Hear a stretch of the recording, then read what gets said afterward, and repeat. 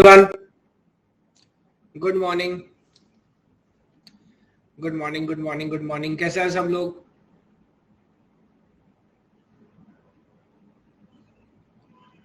बहुत शानदार। मैं बहुत अच्छा हूँ, थैंक यू सो मच।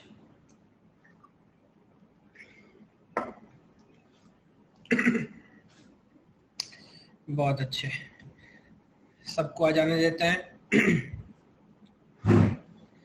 आज काफी लोग बहुत खुश हैं क्योंकि वॉइस वाला फीचर आ गया है।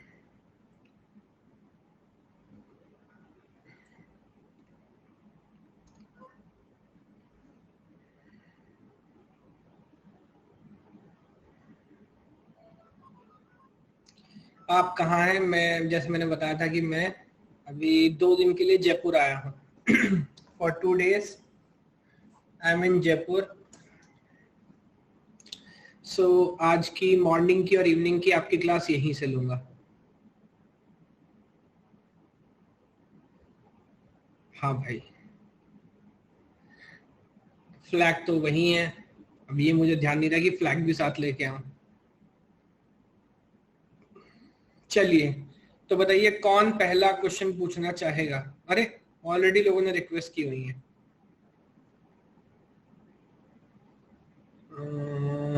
सबसे पहले पुनीत ने, तो पुनीत ट्राई करते हैं। पुनीत बोलो बेटा।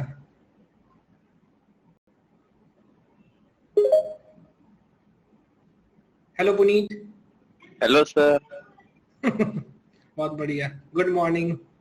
Good morning sir. चलो ओके बाय, कट कर दो इसको। ठीक है भाई, समझ गए। अब आप लोगों ने देख लिया है ये फीचर कैसे काम करता है, और अब काफी आसानी होगी डाउट सॉल्विंग में, इजंट इट? क्योंकि आप लोगों को बहुत सारी बातें पूरी पूरी लिखनी पड़ती थी, उस समस्या में निजात मिलेगी। हाँ, ये बात सही है। जितने आप लोग उत्साहित हो उतना मैं भी उत्साहित हूँ। ऐसे बहुत सारे हमारे खूंखार योद्धा हैं जिनसे मैं बात करना चाह रहा था, मैं उनकी आवाज सुनूंगा। चलिए सर, तो डिस्कशन स्टार्ट करते हैं। जैसा आपको याद है, अभी हम बात कर रहे हैं इनपुट आउटपुट की, और इनपुट आउटपुट के अंदर अभी हम डिस्कशन कर रहे थे डिस्क के ऊपर, याद है आपको?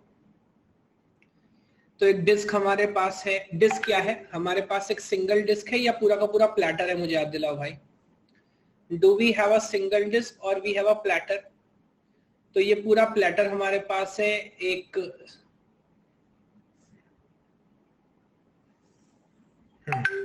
ठीक है, ये पूरा सिस्टम हमारे पास है जिसमें ये ऑप्टिकल डिस्क है कि मैग्नेटिक डिस्क है? एक एक करके 2-3 पॉइंट जल्दी से रिपीट कर लेते हैं।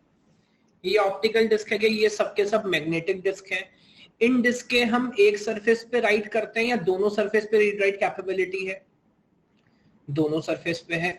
और जिसको हम as a memory unit treat कर रहे हैं, है ना, वहां पर सिंगल डिस्क है या मल्टीपल डिस्क हो सकते हैं? तो we can have multiple disk according to the capacity. Yes और नो?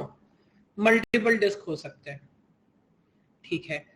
एक बात और पूछूंगा आपसे कि ये जो हेडर है, read write header, how many headers, read write headers do we need? कितने हेडर चाहिए अपने को? 2n। Very good. तो अगर n नंबर ऑफ डिस्क हमारे पास है, वेरी गुड, अगर n नंबर ऑफ डिस्क हमारे पास है तो 2n हमको चाहिए।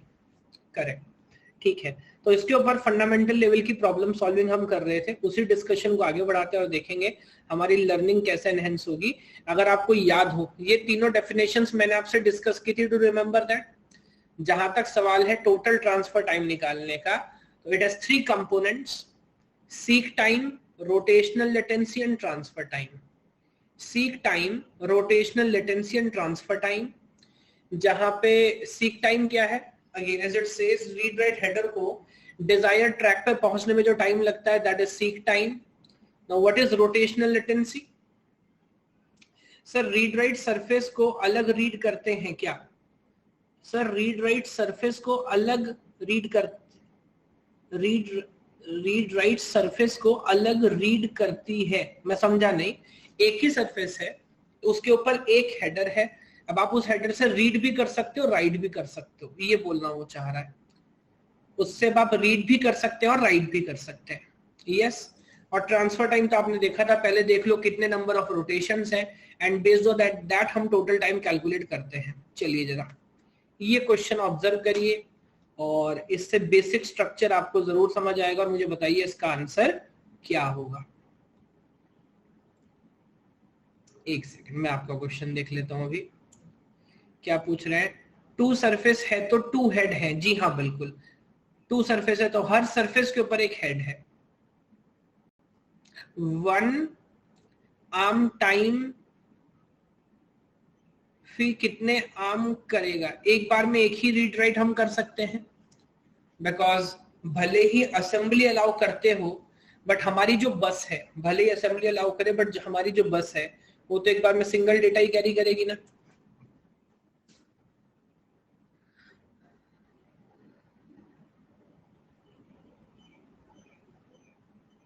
हाँ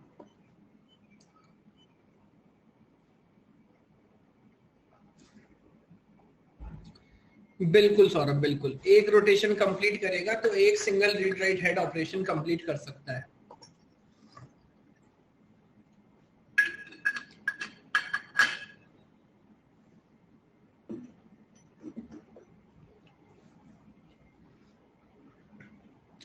सिलेंडर कौन सा पार्ट है वो भी समझेंगे। सिलेंडर इसी प्लेटर को ऑब्जर्व करने का एक दूसरा तरीका है, वो मैं अभी आपको समझाऊंगा कैसे सिलेंडर हम एज्यूम कर सकते हैं। फिलहाल इस क्वेश्चन को देखो, क्या कैपेसिटी दे रहा है, क्या बोल रहा है, और फिर आगे ऑब्जर्व करेंगे। टाइम कम पड़ेगा तो बताइएगा। ये बहुत अच्छा क्वेश्चन है बट इसमें कंफ्यूजन भी होता है। हम्म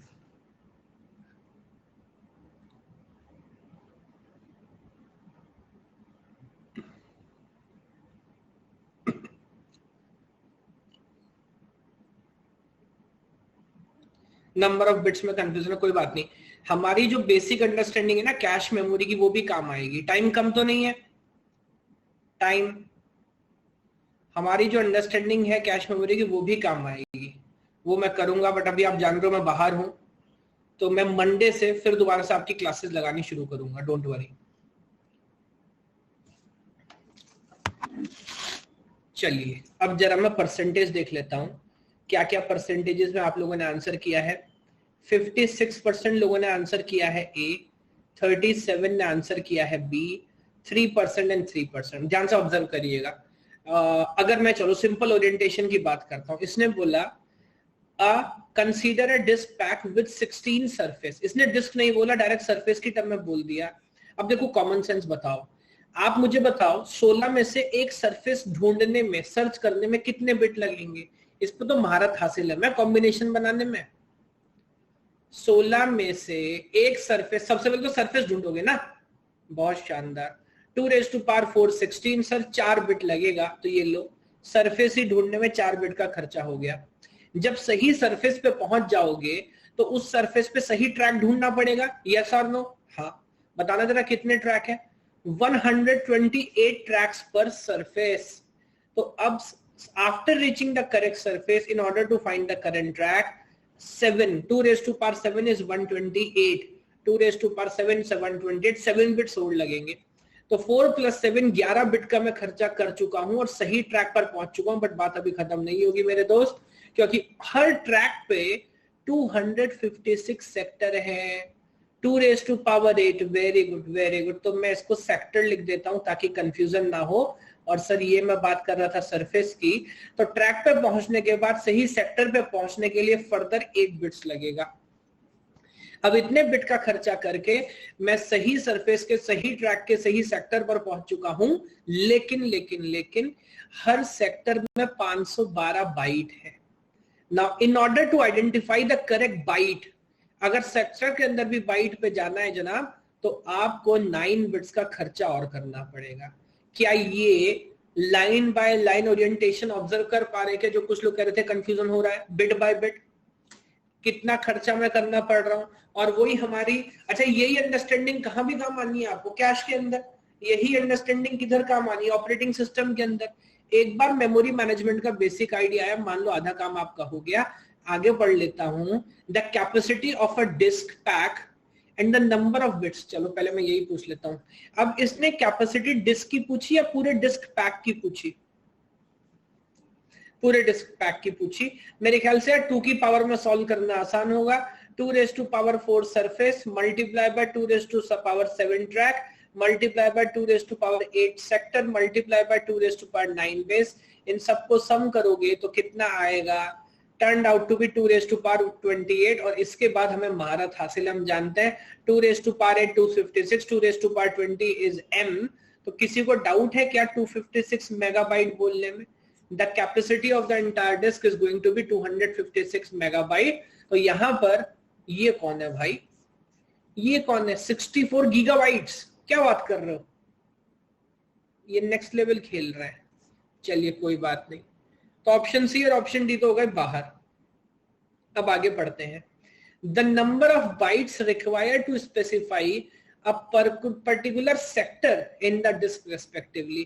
अब ये जो 37% लोग हैं यहाँ गेम खेल गए, क्यों? इन्होंने क्वेश्चन पढ़ा कि नहीं पढ़ा? मुझे बताओ। इन्होंने क्वेश्चन नहीं पढ़ा सर। इन्हें लगा कि कैपेसिटी तो भाई निकाल ली हमने सही, और बिट्स भी हमें पता है, तो 28 बिट्स से आंसर करके। जनाब वो नहीं पूछा उसने, पढ़ो ध्यान से क्या पूछा है। पूछता है the number of bits required to specify a particular sector. इसको बाइट तक जाना है या सिर्फ सेक्टर तक जाना है? इसको बाइट तक जाना, इसको जनाब सिर्फ सेक्टर तक जाना। और सेक्टर तक जाने के लिए यहां तक पहुंचना सफिशिएंट होगा। तो 4 + 7 + 8 कीजिएगा, 19 बिट्स में आपका काम हो जाएगा, 28 नहीं लेना पड़ेगा। बताइए बात समझ आ रही है क्या?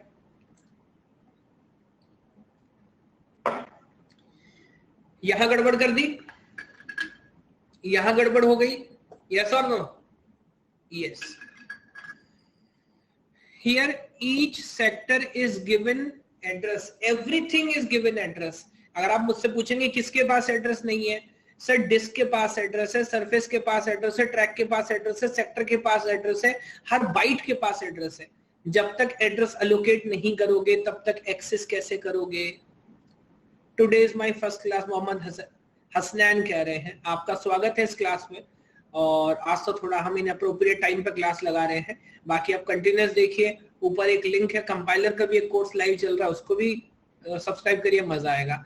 हमारे कॉलेज में फर्स्ट कंपनी आई डेटा एनालिस्ट के लिए 2 राउंड क्लियर हो गए। Thank you so much. और इसी तरह मेहनत करते रहे। मेरे पास इंस्टाग्राम पे इतने सारे पोस्ट आ रहे हैं, मैं शेयर करना स्टार्ट करूंगा। बहुत सारे बच्चों का प्लेसमेंट हो रहा है, वेरी गुड। जो लोग और बहुत सारे बच्चों का एडमिशन हो गया अच्छे अच्छे कॉलेज में। अभी काउंसलिंग वाला गेम स्टार्ट हो गया ना, तो अभी पता लग रहा है किस किस का एडमिशन कहाँ कहाँ हो रहा है, तो मैं उस पर भी आपको अपडेट दूंगा। खैर, ये क्वेश्चन क्लियर है? किसी को कोई डाउट, कोई कंफ्यूजन है तो बताओ भाई साहब।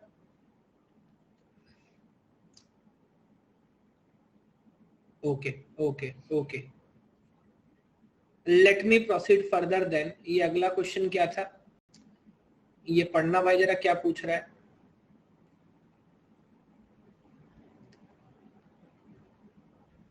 हालांकि बहुत कुछ कॉम्प्लेक्स बात नहीं है, बट कभी कभार इस तरह के क्वेश्चन पूछ लिए जाते हैं।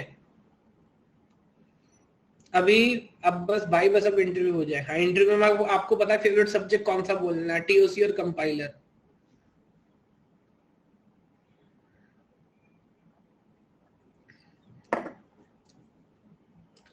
For a magnetic disk with concentric circular tracks, the seek latency is not linearly proportional to the seek distance due to।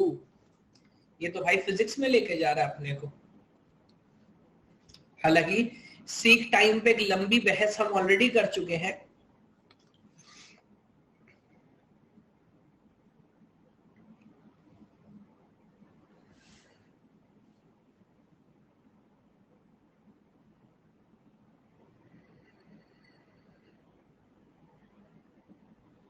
Okay, I think इसमें तो टाइम कम नहीं है, इसमें एक दो बातें और हैं जो मुझे डिस्कस करनी है, वो भी मैं यही डिस्कस करके चलूंगा।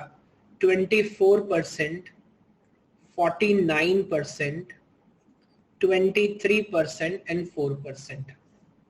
चलो जरा 2-3 बातें मुझे पहले बताना, या इस क्वेश्चन को भी अभी सॉल्व करते हैं। डिस्क हमारा सर्कुलर है, और सर्कुलर डिस्क जो है ना, वो डिवाइडेड है ट्रैक्स में। जी हाँ, बिल्कुल आ चुका है, बिल्कुल आ चुका है। पहले जरा मैं एक बात पूछ रहा हूँ, इसको बताओ मुझे, और मैं ये बात पहले सिंपल फिजिक्स वाला एक क्वेश्चन आपसे पूछता हूँ। देखो नॉर्मली जब हम क्वेश्चन सॉल्व करते हैं ना, सपोज एक हमारा सोर्स स्टेशन है, एक हमारा डेस्टिनेशन है, इसको कंप्यूटर साइंस के हिसाब से नहीं, फिजिक्स के हिसाब से ऑब्जर्व करना, ठीक है। अब एक कोई बॉल है जिसको हम पुश कर रहे हैं, थ्रो कर रहे हैं, और वो बॉल या कोई ट्रेन है, आप कुछ भी इमेजिन करो, लेट मी से एक ट्रेन है, वो ट्रेन चलना स्टार्ट होती है, मैक्सिमम स्पीड तक जाती है और डेस्टिनेशन पर पहुंचती है। अगर मैं आपसे पूछूं कितना टाइम लगेगा, कैसे कैलकुलेट करोगे, कोई बता सकता है? बहुत सिंपल बात पूछ रहा हूं, बट इससे एक लर्निंग आपको होगी।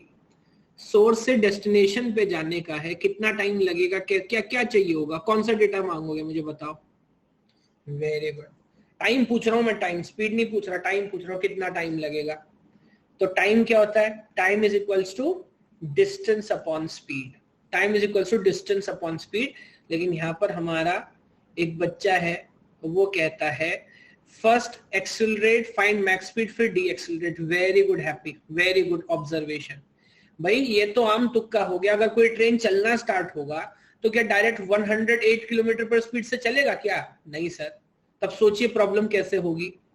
पहले ये ट्रेन एक्सिलरेट करना स्टार्ट करेगी, then will reach its top speed, उसके बाद टॉप स्पीड पे चलेगी, मान ली चलो चलो बीच में स्टॉपेज नहीं देता, चलती जाएगी चलती जाएगी चलती जाएगी, और फिर डेस्टिनेशन पे पहुंचने से पहले डी एक्सिलरेट भी करना स्टार्ट होगा।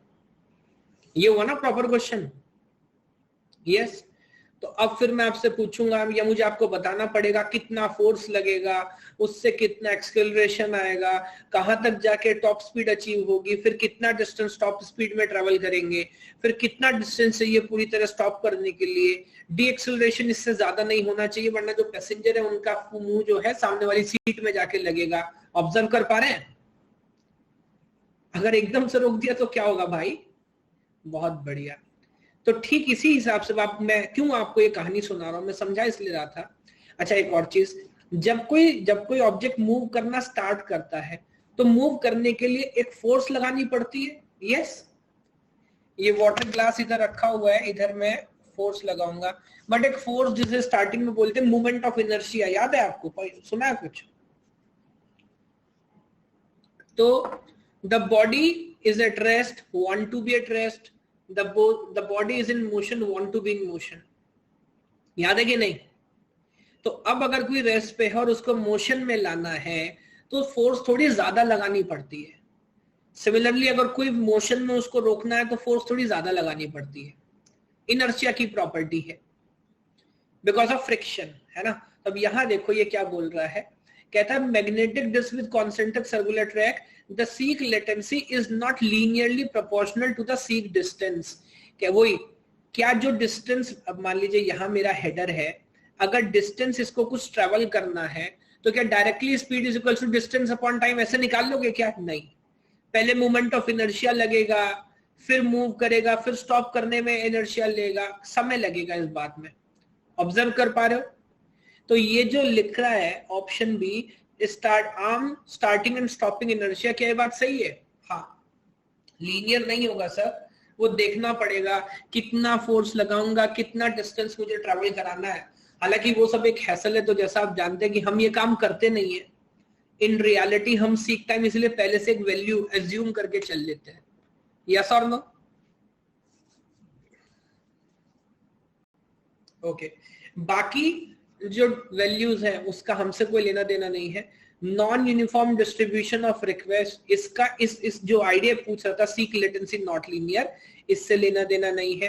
Higher capacity of track on the periphery of the platter, नहीं, इस पे मैं हालांकि बात करता हूँ, इस बात को आप ऐसे समझो, सरफेस एरिया की टर्म्स में बात करता हूँ।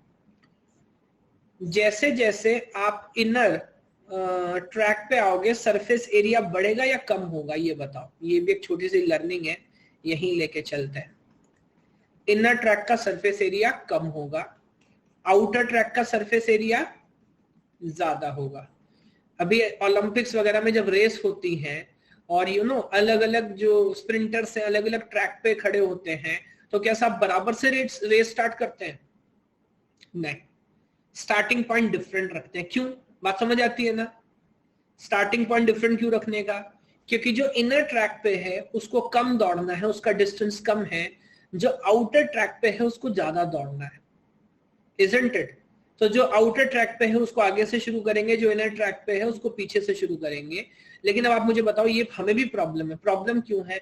इनर ट्रैक का जो कैपेसिटी है स्टोर करने का वो ज्यादा होगा या कम होगा? इनर ट्रैक का, very good very good, inner track की कैपेसिटी कम होगी और आउटर सेक्टर की, आउटर ट्रैक की कैपेसिटी ज्यादा होगी, जो लॉन्ग रन में हमें प्रॉब्लम क्रिएट करेगा। हम लोग तो 2 की पावर n की भाषा समझने वाले लोग हैं, इजंट इट? अगर मैं यहां से बोलूं सरफेस एरिया निकालो तो इंटीग्रेशन यूज करना पड़ेगा, याद है आपको? इंटीग्रेशन नहीं करना भाई, हमें 2 की पावर में चलना है। तब देखो, पहले ये प्रॉब्लम मैं क्लियर कर दूं कि आप सबको ये बात समझ आती है कि हर ट्रैक की कैपेसिटी एक्चुअली अलग है, हर ट्रैक का सरफेस एरिया अलग है। जो ट्रैक सेंटर के क्लोज है उनका सरफेस एरिया कम है, जो ट्रैक आउटर पेरिफेरी के, आउटर पैरामीटर के पास है, उनका सरफेस एरिया ज्यादा है। यस, लेकिन अगर हम हर ट्रैक की कैपेसिटी डिफरेंट मानेंगे तो हमारे लिए इस मेमोरी को मैनेज करना आसान होगा या मुश्किल होगा? तब हमारे लिए इस सिस्टम को मैनेज करना थोड़ा मुश्किल होगा। तो यहाँ पे हम लोगों ने कॉमन सेंस क्वेश्चन निकाला, कॉमन सेंस सॉल्यूशन निकाला। क्या निकाला मैं आपको समझाता हूँ। आप सब तो इंजीनियरिंग स्टूडेंट हो, कभी आपने कोई ऐसा एग्जाम दिया, ऐसा आंसर लिखा जिसका आंसर आपको ना पता हो? ऐसा क्वेश्चन लिखा होगा। तो क्या करने का, एक लाइन पहले इधर खींचने का बॉर्डर, एक लाइन इधर खींचने का rough work practice work border, उसके बाद एक लाइन में 4 शब्द, वो भी एक दूसरे के ऊपर नीचे नहीं आए ताकि भरा भरा लगे। इस तरह से ऐसे 10-20 शब्द लिख के पूरा पेज भर देने का, ताकि हम एज्यूम करें कि 5 में से 3.5 नंबर 4 नंबर मिल जाएंगे। वहीं पे जब आपकी अपनी कॉपी होती है, नोट्स बनाते हैं, तो कुछ बच्चे तो ऐसा घुचुड़ घुचुड़ लिखते हैं, उनका मन करता है कि यहीं पे पूरा गेम ओवर कर दें, है ना? ये आपकी कॉपी है, ऐसा लगता है जैसे सोने के ताम्र पत्र पे लिख रहे हैं, बस ये विलुप्त हो जाएगा इसके बाद। ये पेपर बहुत कीमती है, आप लोग पर्यावरण का भी ख्याल रखने वाले लोग हैं, तो पेपर वेस्ट भी नहीं करना चाहते। Very good. तो यही कॉमन सेंस हम यहाँ लगाते हैं सर। जो इंटरनल ट्रैक होता है उस पे जो लिखने की डेंसिटी है उसको बढ़ा देते हैं, यानी कि पास पास लिखते हैं, छोटा छोटा लिखते हैं, कॉमन सेंस। और जो बाहर वाला ट्रैक है उस पे डिस्टेंस से लिखते हैं, बड़ा बड़ा लिखते हैं, डिस्टेंस से लिखते हैं, सो दैट जो फाइनल कैपेसिटी हो ट्रैक की वो डिफरेंट हो या सेम हो। सोच के बताओ, बात समझ आ रही है कि नहीं? तो इस बात को ध्यान रखना, सरफेस एरिया भले ही डिफरेंट हो, कोई आपको कंफ्यूज कर सकता है, सरफेस एरिया भले ही डिफरेंट हो, लेकिन हम क्या करते हैं, इनर ट्रैक्स के ऊपर हाई डेंसिटी के साथ लिखते हैं, आउटर ट्रैक के ऊपर कम डेंसिटी के साथ लिखते हैं, so that the final capacity of the track remains the same and we have a blessing of 2 raised to power n।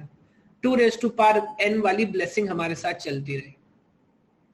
Yes, तो अब ये जो बोल रहा है the higher capacity of the track on the periphery of the platter, actually doesn't make sense, because हम capacity same ही रखते हैं।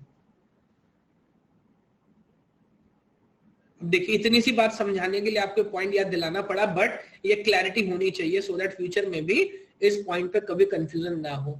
Use unfair arm scheduling policy. अबे तू जा यार, क्या क्या बोल रहा है, इसका इससे कोई लेना देना नहीं। शेड्यूलिंग पॉलिसी की बात अपन ऑपरेटिंग सिस्टम में करते हैं। बिल्कुल पुनीत, सही बात है। हम इनर ट्रैक पहले फिल करेंगे और देखेंगे कि मैक्सिमम उसका क्या साइज है, उस बेस पे बाकियों पे कम करते जाते हैं। बिल्कुल आप कंटिन्यू कर सकते हैं। हालांकि कुछ समय के बाद मे बी जो इवनिंग वाली क्लास है ना, उसमें मैं नया टॉपिक स्टार्ट करूंगा, पाइपलाइनिंग, वहां से तो आपको बिल्कुल सही से समझ आएगा, बिल्कुल नया पॉइंट है वो। यस, ठीक है। तो ये क्वेश्चन क्लियर हो गया आपको, इसमें कोई डाउट नहीं है किसी को अभी? ओके, ये क्वेश्चन जहां तक मुझे याद आ रहा है हम पहले सॉल्व कर चुके हैं।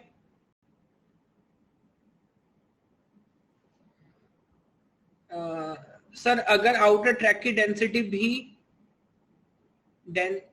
डेंसिटी भी तो बढ़ा सकते हैं ना। देखिए अगेन दिनकर मिश्रा जी, कितना बढ़िया नाम है आपका दिनकर। मैं आपको ये समझा रहा हूं कि हम डेंसिटी तो बढ़ा सकते हैं, लेकिन उस एफिशिएंसी को मैनेज करने में जो तेल हमारा निकलेगा वो बहुत खतरनाक होगा। कहना मैं ये चाहता हूं, क्या 12th में सीबीएसई बोर्ड में 99% नंबर आ सकते हैं? मुझे बताओ। आ सकते हैं। इसका मतलब लाने हैं क्या सबको? तब आप समझो सॉल्यूशन तो बढ़िया है, लेकिन इसकी कॉस्टिंग बहुत अच्छी है। क्या 6 पैक बनाए जा सकते हैं? बनाए जा सकते हैं। 4 घंटे एक्सरसाइज करनी है क्या सबको? नहीं करनी। तो मैं बिल्कुल आपकी बात मान रहा हूं। यहां पर मैं एफिशिएंसी और कन्वीनियंस से या मैनेजमेंट से किसको ज्यादा इंपॉर्टेंट दे रहा हूं? अगर हम आउटर ट्रैक कम डेंसिटी पे लिख रहे हैं तो हम एफिशिएंट नहीं है sir, we are not efficient. लेकिन अगर उस मेमोरी को हैंडल करने की कोशिश करेंगे तो खर्चा ज्यादा हो जाएगा। ये बात ऑब्जर्व कर पा रहे हैं क्या? दिक्कत नहीं होगी, हम ही दिक्कत बन जाएंगे। मैं अभी जयपुर आया हुआ हूं, जयपुर। चलिए आगे बढ़ता हूं। ये क्वेश्चन भी हम सॉल्व कर चुके हैं ना? यस। ये क्वेश्चन हमने सॉल्व नहीं किया, आई थिंक। नहीं, ये भी कर लिया। Continuous non continuous, non continuous वाला था ना ये। मैं एक बार दोबारा बता दूं, शायद कुछ लोग को भी कंफ्यूजन हो रहा है। फाइनल कैपेसिटी, मैं इस बात को ऐसे समझाता हूं, final capacity of every track will remain same. Final capacity, late me go one by one. Inner track, outer track, let's go one by one. First one, surface area. Surface area के terms में क्या होगा? Surface area के terms में this is inner track is small and this is large. इसमें तो कोई doubt हो ही नहीं सकता। Yes. Step number 2, writing density. Writing density, now here this is high and this is low. So step number 3, final capacity, same. अब बात समझ आ रही है क्या? मुझे बताओ। सरफेस एरिया आउटर का ज्यादा है तो उसमें हम लो डेंसिटी के साथ लिखते हैं, सो दैट फाइनली दोनों का कैपेसिटी बराबर कर सके।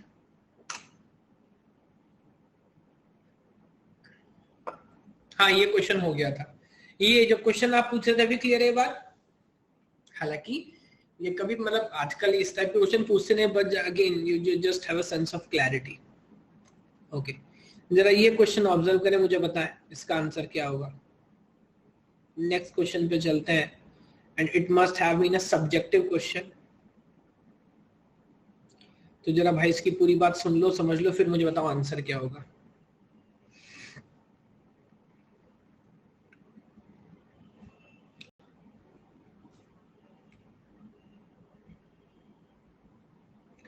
Seek time depends on the question. हमें कभी सीक टाइम कैलकुलेट नहीं करना, क्योंकि मैं क्या बता रहा हूं, seek time calculation involves a very core physics, और बहुत सारे फैक्टर्स वहां रैंडम है। Very good. कई लोग कैलकुलेशन कर रहे हैं, तो उस मैथमेटिक्स में हम नहीं पढ़ना चाहते, इसलिए सीक टाइम को हम क्या मान के चल रहे हैं कि either you can treat it as a constant, or you can give it in the question, or you can ignore it, because we are not in the mood to calculate it like this.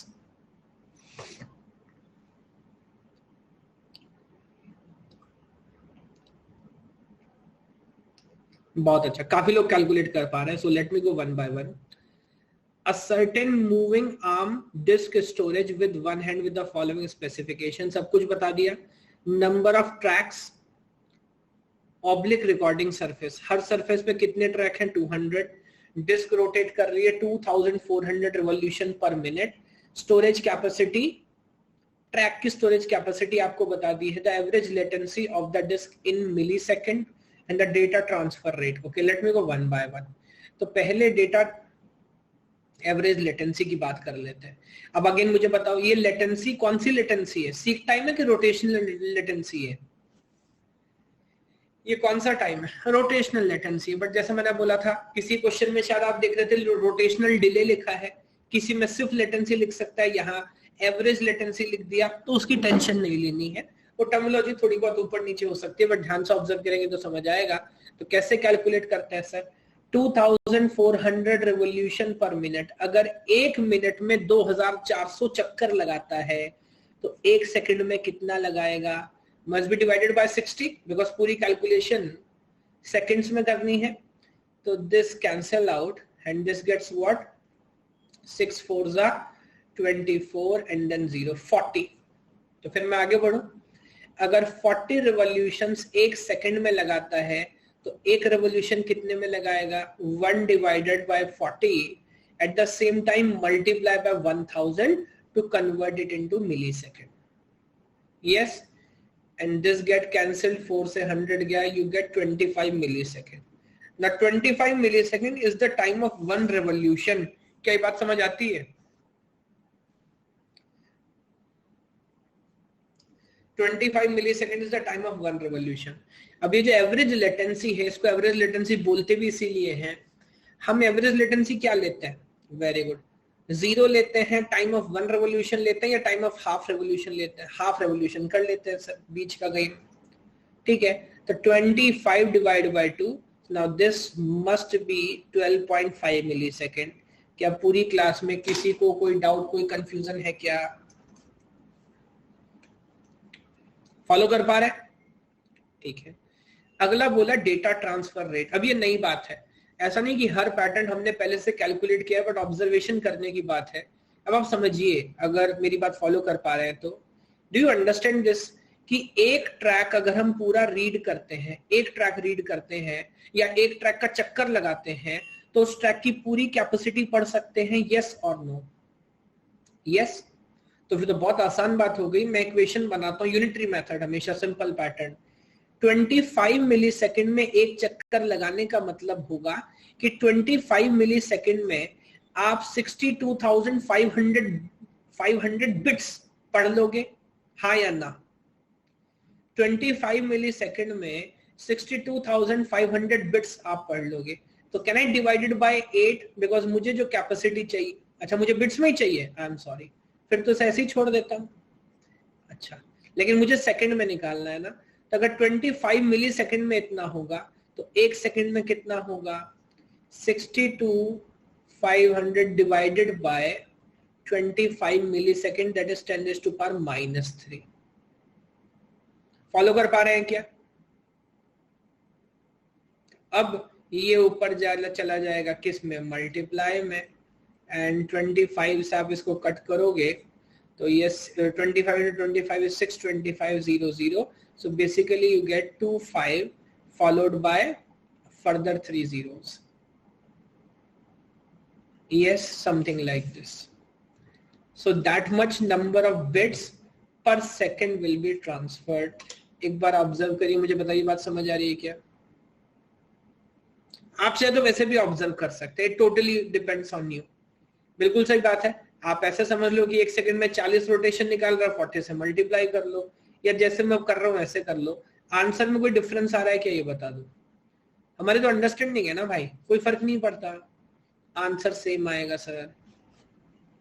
आपकी बात भी बिल्कुल सही है। You can also go like this कि एक minute में, एक सेकंड में 40 राउंड्स लगा रहा है, तो you can do directly 40 multiply by this, that is 62,500. Again you must getting the same answer, कोई फर्क नहीं पड़ेगा। और ये अच्छी बात है कि आप दूसरी तरह से ऑब्जर्व कर पाए। वन रेवोल्यूशन में वन सरफेस रीड या one track read, one track. देखो पूरी सरफेस कैसे करोगे, सोचो ना। आपका जो रीड राइट हेडर है वो तो एक ट्रैक को पॉइंट करता है ना, किसी ट्रैक के ऊपर होता है। पूरी सरफेस के ऊपर तो बहुत सारे ट्रैक हैं, एक राउंड में पूरी सरफेस थोड़ी रीड राइट कर लोगे। कभी सीडी राइट की है आपने? उदिता, सीडी राइट की है कभी? सोचो, कभी तो की होगी पहले, है ना? तो क्या सीडी राइट करने में बस 1 सेकंड लगेगा कि एक चक्कर कंप्लीट हुआ सब कुछ राइट कर दिया? नहीं madam, track by track, track by track, track by track write करेगा ना. So in one revolution I can read or write the capacity of one track, not the one surface. हाँ, burn करते थे. अगर आपने कभी उसको पलट के देखा हो तो रिफ्लेक्शन से समझ भी आता था कि कहां तक राइट हुआ है, कहां तक नहीं हुआ है. याद है आपको? हाँ, वो शाइनिंग अलग अलग हो जाती है. बिल्कुल सही बात है. ठीक है,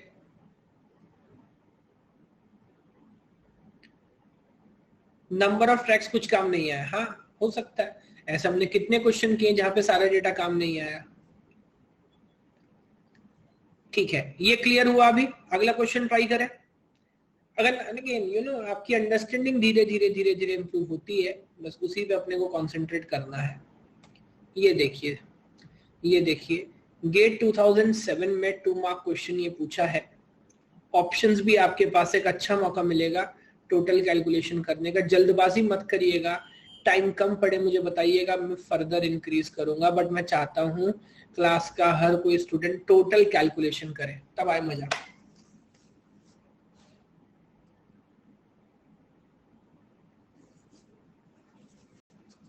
वेरी गुड.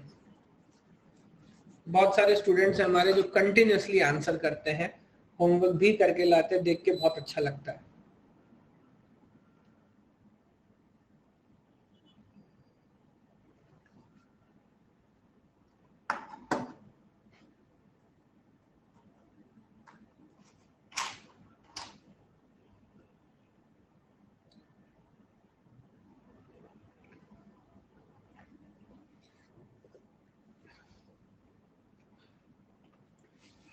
अच्छी बात है, उसने कंफ्यूज करने की इस क्वेश्चन में बिल्कुल कोशिश नहीं की है. डायरेक्ट सब कुछ आपको बताया.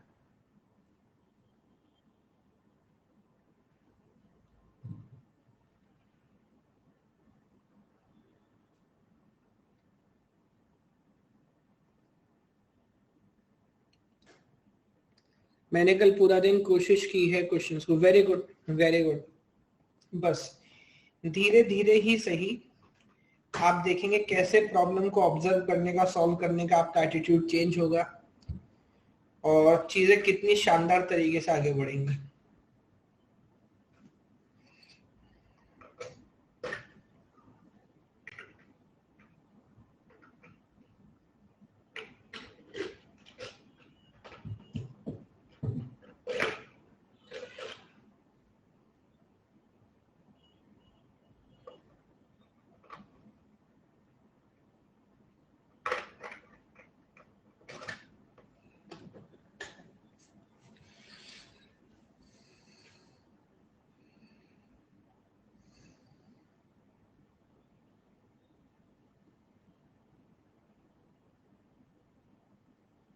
कोई बात नहीं, जितना ज्यादा टाइम बिताइए, टाइम लगना जरूरी है. अगर बहुत जल्दी सॉल्व हो रहा है तब भी प्रॉब्लम ही है. मैं तो बार बार आपको याद दिला रहा हूँ, थोड़ा टाइम लगना जरूरी है.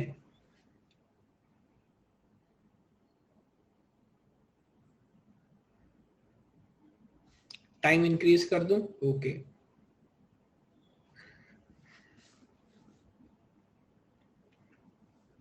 क्योंकि बाकी पूरा गेम तो कैलकुलेशन का ही है ना.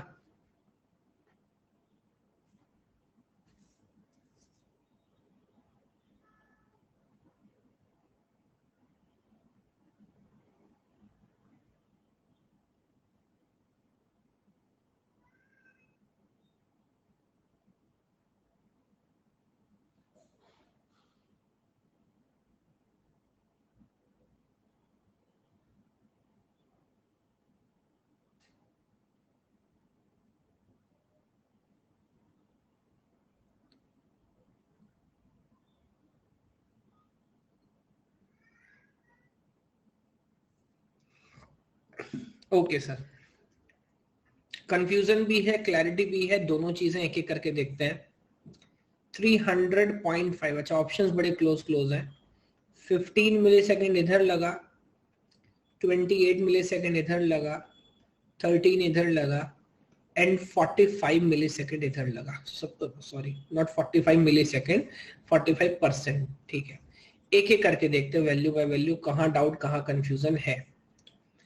A hard disk system with the following parameters: number of tracks 500, number of sectors per track 100, number of bytes per sector is 500, सब कुछ बताया है। The time taken by the head to move from one track to the adjacent is 1 millisecond। तो जान पूछ के थोड़ा सा कॉम्प्लिकेट कर रहा, बट कोई बात नहीं। कह रहा है 1 मिलीसेकंड लगता है अपने से बराबर वाले पे जाने में। Rotational speed is 600 revolutions per minute, तो अगेन revolution per minute में दिया है। What is the average time taken for transferring 2500 bytes from the disk? तो टोटल टाइम आपसे पूछ रहा है कि क्या ट्रांसफर करने का, 250 बाइट ट्रांसफर करने का टोटल टाइम पूछ रहा है। क्या क्वेश्चन पढ़ के इसको ऑब्जर्व करने में किसी को कोई डाउट कोई कंफ्यूजन है? लेकिन इस क्वेश्चन में थोड़ा सा डेटा आपको खुद ऑब्जर्व करना पड़ेगा, बट कोई डाउट कोई कंफ्यूजन है अभी तक? ठीक है, मैं एक एक करके आगे बढ़ता हूँ जैसा हम हमेशा करते हैं। पहले आप ऑब्जर्व करिए, सबसे पहले सीक टाइम क्या होगा। या सीक टाइम अभी यहाँ पर रोक के रखता हूँ क्योंकि यहाँ पर शायद ये कोशिश करा रहा है आपसे कि आप सीक टाइम कैलकुलेट करें। आई थिंक अभी हम ऑब्जर्व करेंगे rotational latency plus transfer time. So let me go reverse fashion. What is rotational latency, जरा बताइए। 600 रिवॉल्यूशन लगाता है पर मिनट में, तो एक सेकंड में कितना रिवॉल्यूशन लगाएगा, divide by 60, so that is going to be 10 revolution per minute, per second हो जाएगा। 10 रिवॉल्यूशन लगाता है एक सेकंड में, तो एक रिवॉल्यूशन लगाएगा 1/10 सेकंड। मल्टीप्लाई करो इसको 1000 से to convert it into millisecond, multiply करो 1000 से to convert it into millisecond, एक second.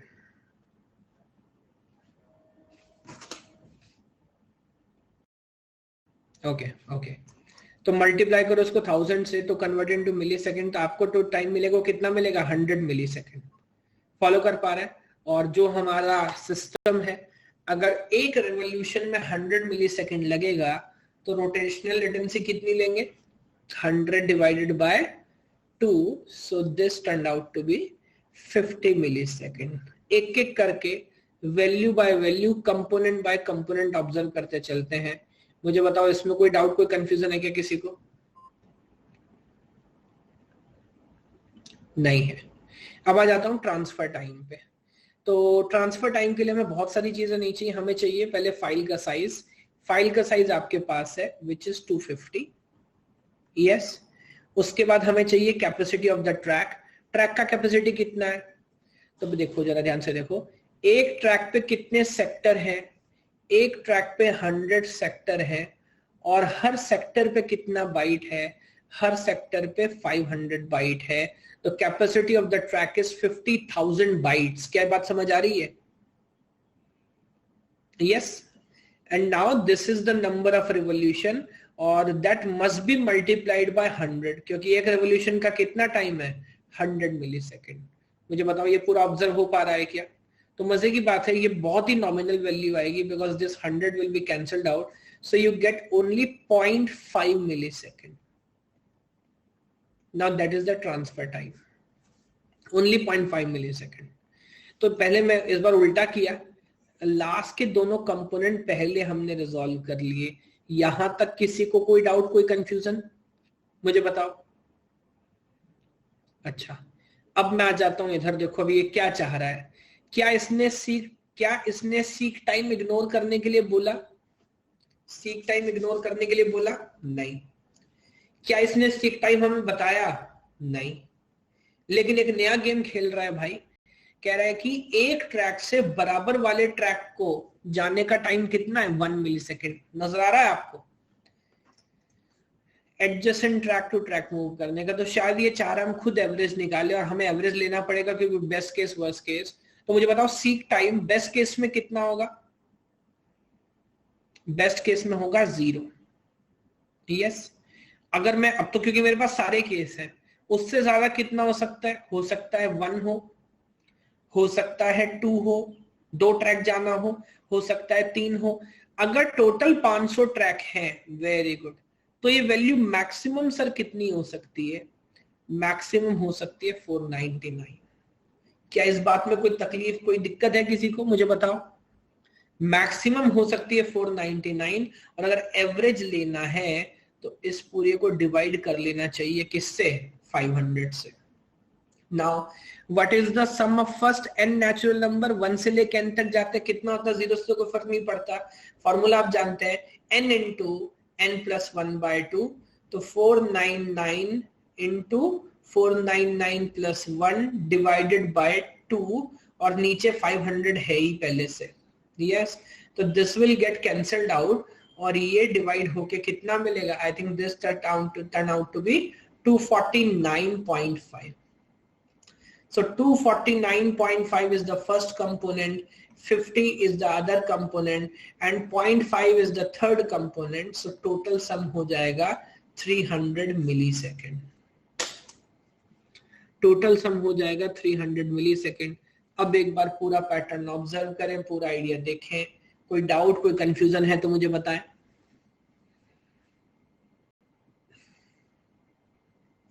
Pattern bye pattern, idea by idea, हम कैसे पूरा का पूरा जो प्रोसेस है उसे डिकोड कर रहे हैं।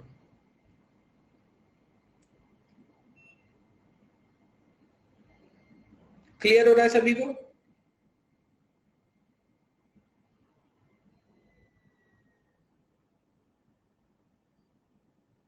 सब क्वेश्चन का पैटर्न कुछ अलग क्यों है?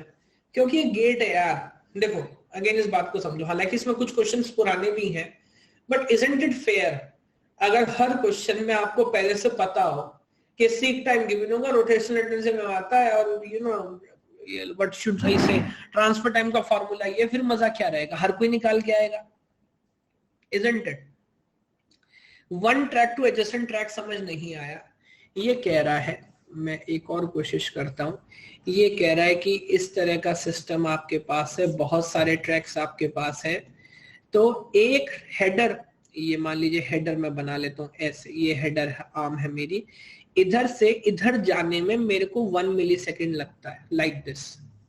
अब हमको तो नहीं पता मैक्सिमम किधर जाना पड़ सकता है, तो क्योंकि टोटल 500 है, तो अगर मैं बिल्कुल इनर से आउटर ट्रैक पे लेके आऊंगा तो उस केस में 499 मिलीसेकंड लगेगा ना। मैं ये ऑब्जर्वेशन कर रहा था। तो starting from 0, then 1, then 2, and you know going up till 499, और एवरेज लेना था, सो डिवाइड बाय 500, ऐसा किया हमने। बताएं क्लियर हो रहा है क्या? बाकी कोई डाउट है तो बताइए, कोई कंफ्यूजन अगर किसी को हो तो। लेकिन जैसा मैं आपको बार बार बोल रहा हूं, गेट के अंदर प्री डिफाइंड पैटर्न के साथ साथ किसी भी सरप्राइज के लिए अपने आप को ट्रेन करके चलना है, और उस सिचुएशन में अपनी बेस्ट अंडरस्टैंडिंग के हिसाब से सॉल्व करना है। ये मान के चलिए कोई अजीब सिनेरियो नहीं है। यस,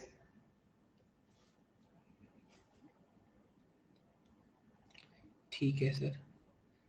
अगला क्वेश्चन ऑब्जर्व करिए, और यहां कहानी में थोड़ा ट्विस्ट हो सकता है। पहले ये क्वेश्चन देखिए, look at this one. This is get 2011 2 mark question. अब ये क्वेश्चन ऐसा है जो कायदे से कहीं भी पढ़े जा सकते हैं, इधर भी पढ़े जा सकते हैं और ओएस में भी पढ़े जा सकते हैं। एक बार पूरा क्वेश्चन ऑब्जर्व करिए, मुझे बताइए कि आंसर क्या होगा।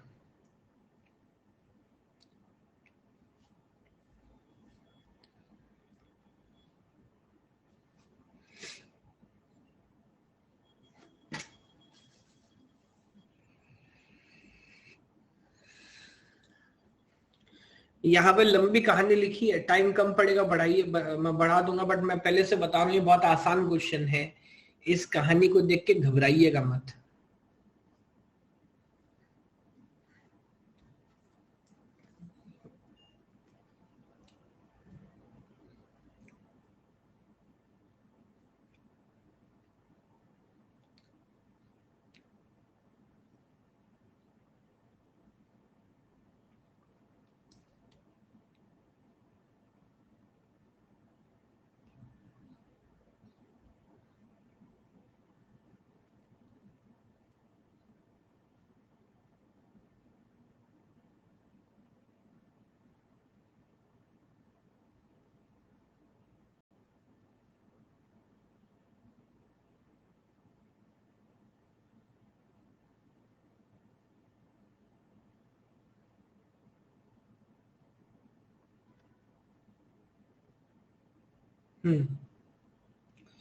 पूरा वैल्यू देखिए,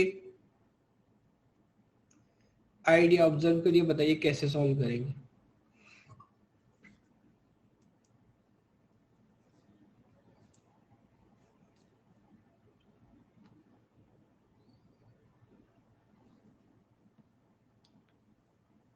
टाइम में बढ़ा दूंगा, डोंट वरी। टाइम कम पड़ेगा, increase it further, don't worry.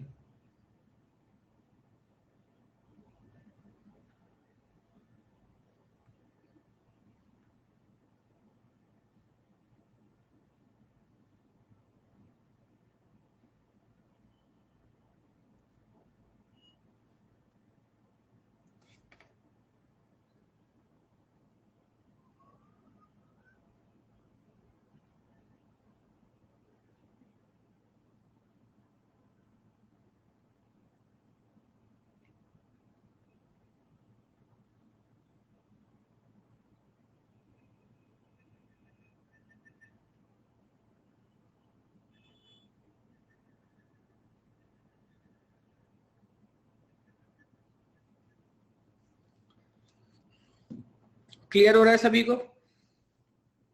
वैसे काफी अच्छी परसेंटेज में आंसर भी आ रहा है। चलिए एक एक करके ऑब्जर्व करते हैं, क्या क्या डेटा इसने दिया, क्या क्या वैल्यू आपने दी। 5% लोगों ने बोला है ए, 80% ने बोला है बी, 10% ने बोला है सी और 6% ने बोला है D. Let me go one by one. कहता है an application loads 100 libraries at the startup. तो स्टार्टिंग के टाइम कोई एप्लीकेशन है जिसको 100 लाइब्रेरीज लोड करना पड़ता है, and loading each library requires exactly 1 disk access. यही तक एक बात कंप्लीट हो जाती है, बताओ कौन सी? वो ये कहानी के साथ आपको क्या हिंट दे रहा है? Now this access is an example of a continuous access or non-contiguous access. ये जो 100 लाइब्रेरीज हैं ये बैक टू बैक एक साथ रखी हुई कि अलग अलग रखी हुई? मल्टीपल है भाई, क्योंकि बोल रहा है कि हर लाइब्रेरी के लिए आपको अलग एक्सेस करना पड़ेगा। तो मुझे बताओ जो सीक टाइम और रोटेशनल लेटेंसी होगा वो एक बार लेना होगा या 100 बार लेना होगा? 1 times or 100 times? Very good. So seek time rotational latency must be taken 100 times. Okay. Now the seek time of the disk to a random location is given as 10 millisecond. That's great. तो पहले से बता दिया, कोई मसला ही नहीं है भाई। तो seek time is 10 millisecond. ये चैप्टर हो जाता है यहीं पे खत्म। Plus rotational speed of a disk is 6000 RPM. ये तो आपको खुद कैलकुलेट करना पड़ेगा। So 6000, हालांकि शायद मैंने 6000 पे सॉल्व किया था, but 6000 revolution per minute must be divided by 60. So I get 100 revolution per minute or per second, 100 revolution per second. 100 revolution लगाता है 1 सेकेंड में, तो 1 revolution लगाएगा 1/100 second multiply by 1000 to convert it into milliseconds. So time of one rotation comes out to be 10 millisecond. एक revolution का time कितना था? 10 millisecond. तो रोटेशनल लेटेंसी कितना होगा भाई? 10 मिलीसेकंड और 10 millisecond divide by 2। Rotational latency 10 millisecond divide by 2, तो रोटेशनल लेटेंसी यहां पर हो जाता है 5 मिलीसेकंड। यहां तक क्लियर हो रहा है क्या? यस। आगे देखिए, फिर आगे देखिए क्या लिखते हैं। If all 100 libraries are loaded from random location on the disk, how long does it take to does it take to load all the libraries? अलग दोबारा बता रहा है रैंडम लोकेशन, फिर हिंट दे रहा है कि ये टाइम एक बार नहीं लेना, ये टाइम मल्टीप्लाई बाय 100 बार लेना है। मजे की बात, the transfer time to transfer the data from one disk block to the head once the position start may be neglected. तेरी ऐसी की तैसी, जो कैलकुलेट करना था उसे ही नेग्लेक्ट कर दो। कहते उसकी जरूरत नहीं, उसे इग्नोर कर दो। तो मैं आपसे क्या बोल रहा था, 2011 में क्वेश्चन पूछा 2 नंबर का, देखने में जितना खतरनाक लग रहा है लेकिन इसको पूरा पढ़ के सॉल्व करें इसमें तो कुछ करना ही नहीं है। So now 10 plus 15 plus 5 that is 15 millisecond must be multiplied with 100 will become 1500 millisecond, or 1.5 second, दोनों एक ही बात है, divide by 1000, so 100% option B is the correct answer. अब मुझे बताएं, आइडिया के हिसाब से, वैल्यू के हिसाब से बात समझ आ रही है क्या?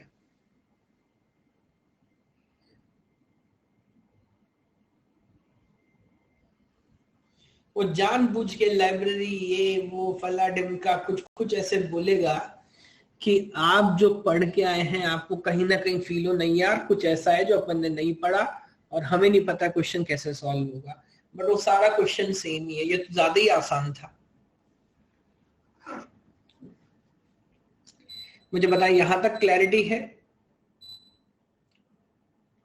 हमेशा पोल खत्म होने के 10 सेकंड के बाद आंसर निकलता, कोई बात नहीं, कोई बात नहीं, अभी तो यहाँ कोई गेट का पेपर तो हो नहीं रहा, बस आपकी अंडरस्टैंडिंग होनी चाहिए, आपको कॉन्फिडेंस आना चाहिए। डेविएट करना चाहता है एग्जामिनर, एग्जामिनर की आधी दुनिया आपको डेविएट करने पे ही लगी हुई है भाई, आधी दुनिया यही चाहती है कि आप डेविएट हो जाओ। अच्छा, अब एक पैटर्न और मुझे आपको पढ़ाना है, एक क्वेश्चन के थ्रू बताने की कोशिश करूंगा। 10/2 क्यों किया, बताओ भाई क्यों किया? ये तो बात इतनी बार हो चुकी है कि अब इस पर दोबारा बहस करने का फायदा नहीं।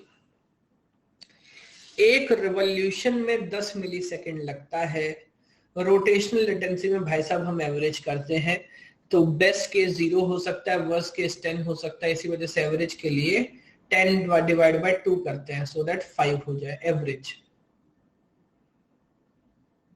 यस,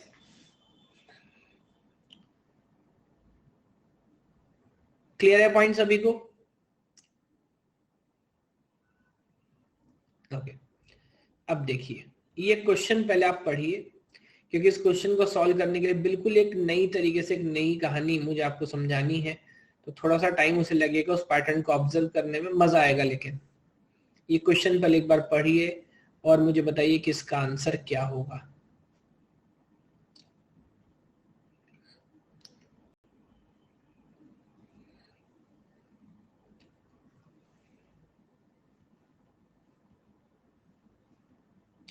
एक ट्राई आपको करना है, उसके बाद मैं तो आपको हेल्प करूंगा ही करूंगा, डोंट वरी।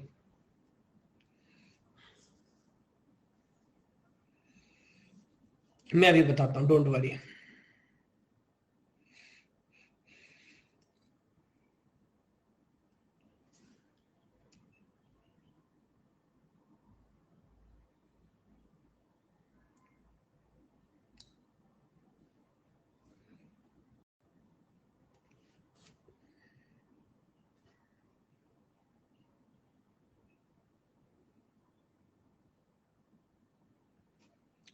सिलेंडर का मतलब क्या है, ये भी अभी अपन ऑब्जर्व करेंगे।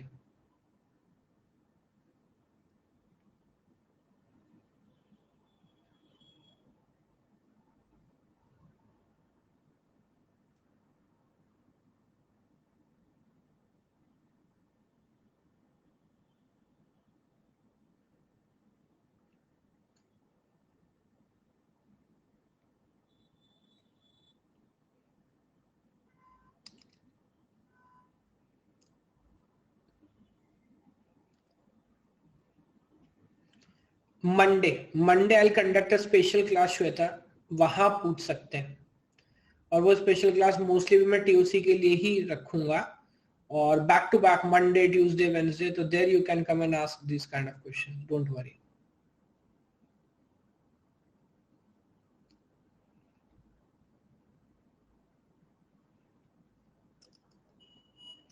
अब ऐसा हो रहा है कि इजी नहीं बन रहे, ऑब्जर्वेशन कैसे करूं? देखिए टू बी वेरी ऑनेस्ट, ये जो क्वेश्चन था नेटवर्क्स के भी पूछ सकते हैं बिल्कुल, ये जो क्वेश्चन है वैसे बनने के लिए नहीं है।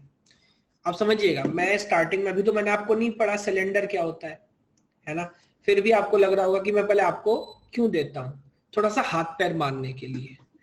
हर क्वेश्चन पहली बार में बने जरूरी नहीं है, और मैं अगेन जैसा बार बार आपसे आजकल दिन में कह रहा होता हूं कि आपको मेंटली प्रिपेयर रहना है, कुछ ऐसा क्वेश्चन भी आपसे पूछेगा जो आपने पढ़ा ही ना हो, पर उसके बाद भी लग गया कल इसे करते, बहुत अच्छा किया। अगर आप, मैं ईमानदारी से बता रहा हूँ, अगर आपने इस क्वेश्चन को सॉल्व करने का जो ट्राई किया उसमें 1 घंटा खर्च किया तो one of the best hours spend होगा ये। ठीक है, मैं एक बार क्वेश्चन पढ़ता हूँ, है ना।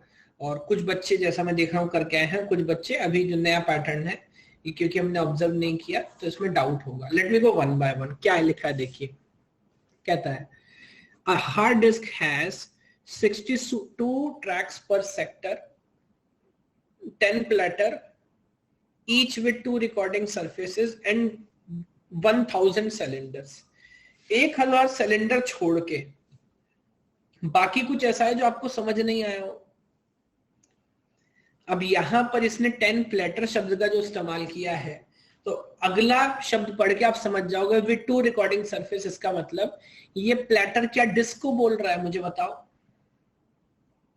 ये प्लेटर किसको बोल रहा है? ये प्लेटर डिस्क को बोल रहा है ना। तो अगर मैं कुछ इस तरह से मान के चलना स्टार्ट करूं और ये बोल रहा है कि हर किसी के पास 2 सरफेस है, तो लेट मी से this is platter number 1, this, या 0 से शुरू करूं, प्लेटर नंबर 0, प्लेटर नंबर 1, इस तरह से प्लेटर नंबर 9 तक आप जाओगे। बात आपको समझ आ गई, ठीक है। उसके बाद हर ट्रैक जो है उसके अंदर 63 सेक्टर। इसमें कोई कंफ्यूजन है किसी को? नहीं सर, ये भी सब समझ आ रहा है। अब ये सिलेंडर क्या है देखिए, हर सरफेस को हम ट्रैक में डिवाइड करते हैं, यस और नो? पहले मुझे बताओ। हर सिलेंडर को हम ट्रैक में डिवाइड करते हैं, यस? बहुत अच्छा। अब देखिए, ये मेमोरी को ऑब्जर्व करने का हमारा इमेजिनेशन है। ये जो देखो, ये इसने सिलेंडर यहाँ पर दिखाया भी है डायग्राम में, अगर आप ध्यान से ऑब्जर्व करोगे। मैं उसको लाइन से हाईलाइट करता हूं। ये कह रहा है कि बजाय इसके, अच्छा मैं इस बात को इमेजिनेशन पहले चेंज करता हूं। अगर हम इसको डिस्क को भरते हैं, भरना चालू करेंगे तो कैसे भरते हैं? अभी जो मेरे ख्याल से हमारी अंडरस्टैंडिंग डेवलप हुई है वो ये कि पहले पहली सरफेस भरेंगे, फिर दूसरी सरफेस भरेंगे, फिर तीसरी सरफेस, ऐसे top to down, surface by surface नीचे आते जाएंगे। सही बात है क्या? ऐसा ही लगता है ना अपने को? यस। अब देखो, जैसे डेटा स्ट्रक्चर में पढ़ते हैं और row major order, column major order, तो अगर मल्टी डायमेंशनल सिस्टम है तो ये तो हमारी सोच हो सकती है ना हम कैसे भरें। अब यहां देखो, ये एक नया तरीका है। अगर मैं ये मान लो सबसे इनर ट्रैक है, गौर करो, ये जो ट्रैक यहाँ बनाया हुआ है ये पहले डिस्क का सबसे इनर ट्रैक, उसी तरह दूसरा भी दूसरे डिस्क का सबसे इनर ट्रैक, लास्ट डिस्क का सबसे इनर ट्रैक। अगर मैं सिर्फ इन सब ट्रैक्स को ही एक साथ ऑब्जर्व करूं तो क्या आपको एक सिलेंडर बनता हुआ नजर आ रहा है? देखो जरा इस बात को ऑब्जर्व करो। Are you getting a cylinder? Yes, yes. तो अब ध्यान से इस बात को ऑब्जर्व करिए। एक पैटर्न ऐसा हो सकता है क्या, मैं बोल रहा हूं कि नहीं, पहले मैं पहली सरफेस पूरी नहीं भरूंगा, मैं पहली सरफेस का पहला ट्रैक भरूंगा, फिर दूसरी सरफेस का पहला ट्रैक भरूंगा, फिर तीसरी सरफेस का पहला ट्रैक भरूंगा, और जब मैं सारी सरफेस का पहला ट्रैक भर लूंगा तब मैं दूसरी ट्रैक पे जाऊंगा। ये भी जो तरीका हो सकता है डिस्क भरने का।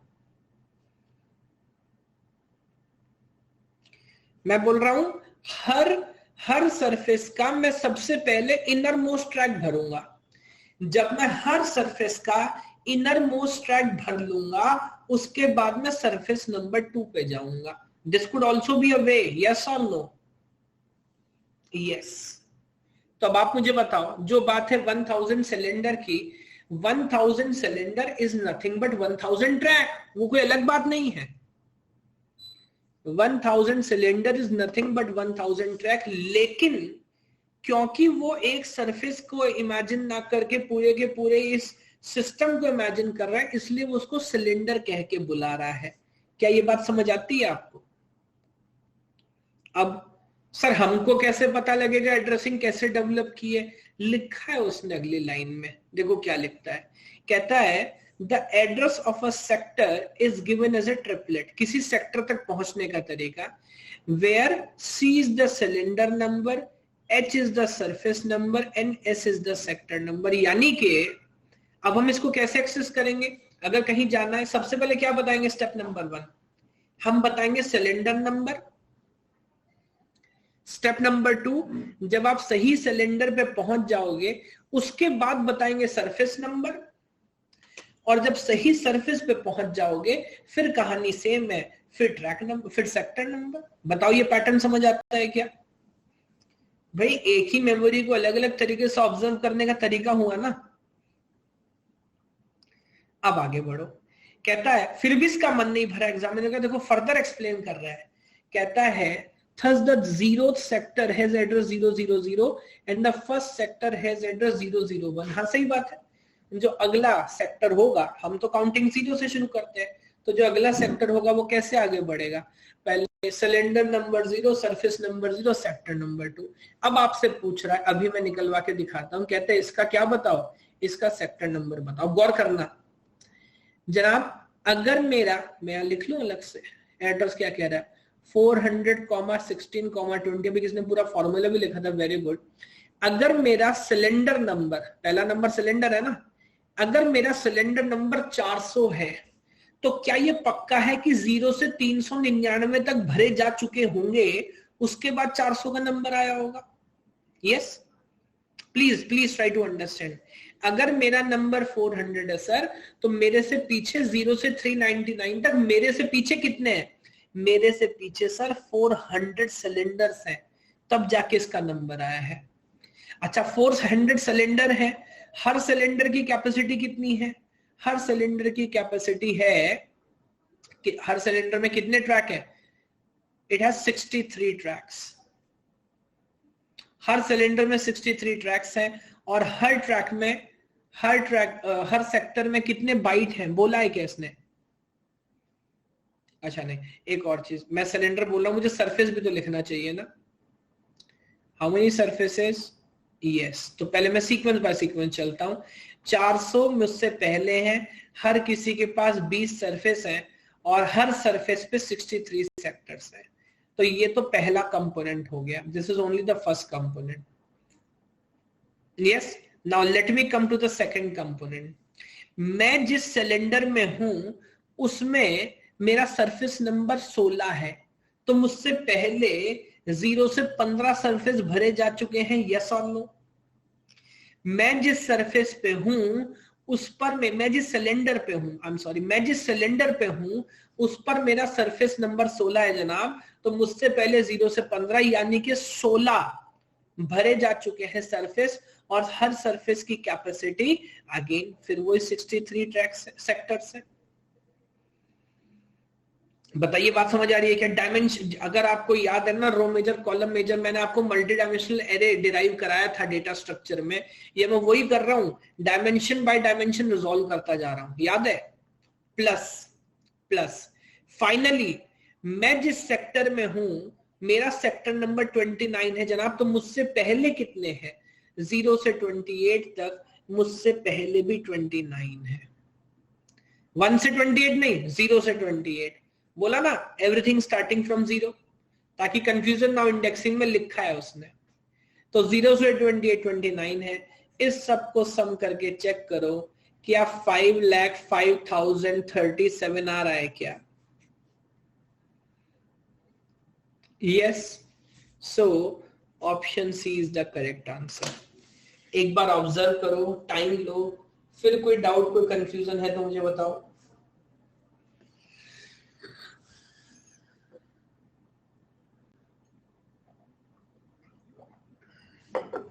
Very good Sudeep, very good.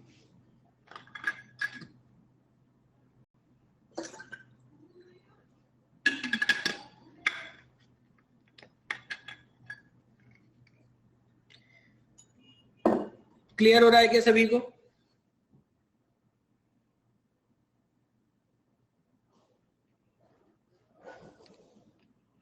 Sir sector के लिए +1 भी करेगा ना? सेक्टर के लिए +1 भी करेगा, मैं समझा नहीं। +1 करने की जरूरत नहीं है।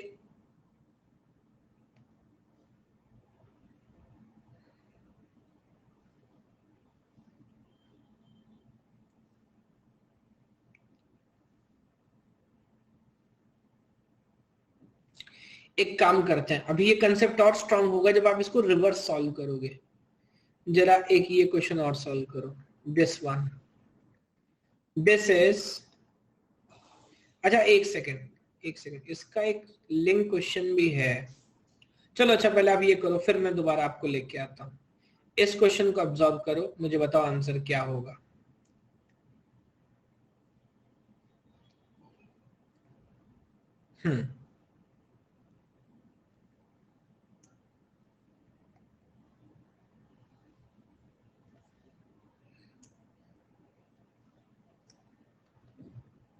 मैं प्रेजेंट का ही बता रहा हूँ, डोंट वरी, मैं भी समझाऊंगा आपको दोबारा। जरा पहले ये क्वेश्चन ऑब्जर्व करो।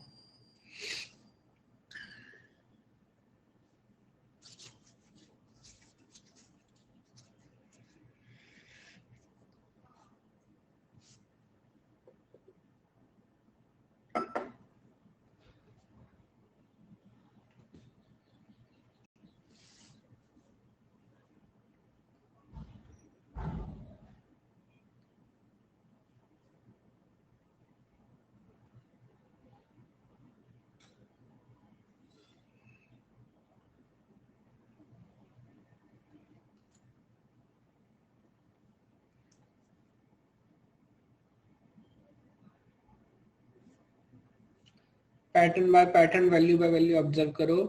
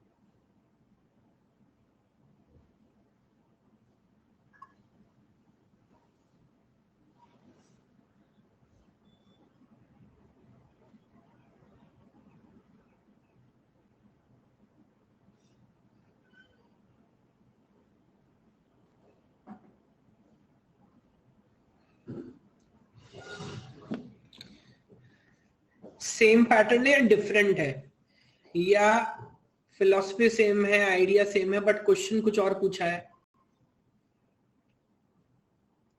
सेम है, फिर तो आपको ट्राई करना चाहिए। टाइम कम पड़े मुझे बताइएगा, मैं और बढ़ाऊंगा।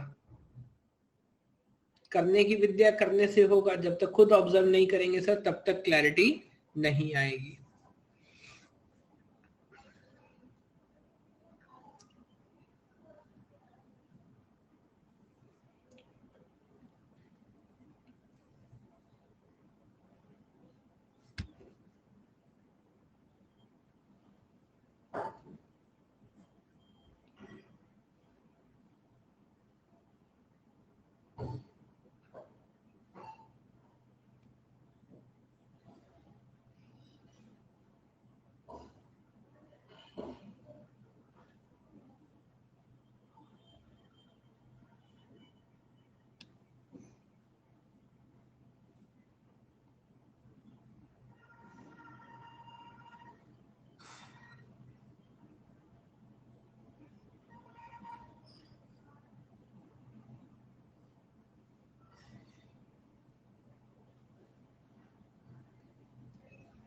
वक्त लगा पर आ गया, वेरी गुड।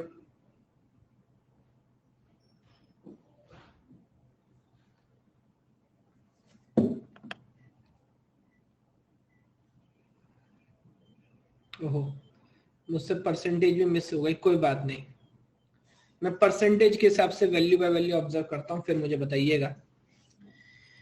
कहता है consider a hard disk with 16 recording surface. यहाँ तो देखो डिस्क की बात ही नहीं की, सीधे सरफेस की बात कर रहा है, और नंबर आपको बता दिया 0 से 15। My God, having 16,384 cylinders, numbering बता रहा है 0 से 16,383, and each cylinder contains 64 sectors The data capacity of each sector is 512 byte. The data are organized cylinder wise and the addressing format is again cylinder number, surface number, sector number, उसी हिसाब से आगे बढ़ रहा है. The file of size, अब ये मजे की बात है, 42,797 KB का आपका फाइल है.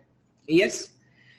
Is stored in the disk and the starting location of the file is this. आपको ओहो मजा ही आ गया भाई, आपको स्टार्टिंग लोकेशन भी बता रहा है. यस. फिर पूछ रहा है what is the cylinder number of the last sector of the file. अगर कंटिन्यूअस मैनर में या कंटिन्यूअस फैशन में स्टोर है वो तो डिफॉल्ट केस है, लास्ट का एड्रेस क्या होगा. तो इसको शायद आपको स्टेप बाय स्टेप डिकोड करना पड़ेगा. क्या ये जो एड्रेस आपने दिया, पहले इसका अगर सेक्टर नंबर निकाल ले तो बेटर नहीं होगा क्या, ताकि टोटल कैपेसिटी बाद में ऐड कर सके. यस और नो. यस. तो लेट्स ट्राई दैट वे. शायद आप लोगों ने भी ऐसे ही ट्राई किया हो. तो आप मुझे बताएं, ये बोल रहा है सबसे पहले सिलेंडर नंबर.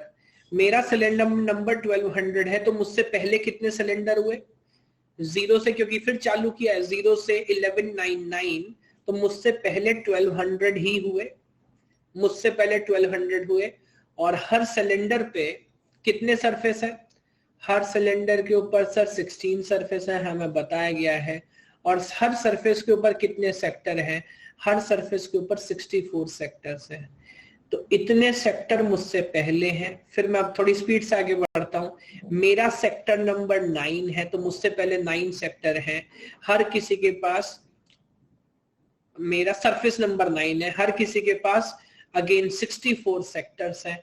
और फाइनली मुझसे पहले मैं जिस सिलेंडर, जिस सरफेस पे हूं, उसमें भी मुझसे पहले 40 सेक्टर्स हैं.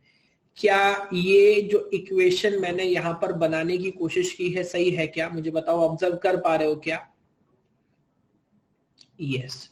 तो मुझे बताओ कि क्या वैल्यू आ रही है, वरना फिर मुझे कैलकुलेट करना होगा. कोई बता सकता है क्या वैल्यू आया ये लिख के, सो दैट हमें पहले का तो एड्रेस पता लगे.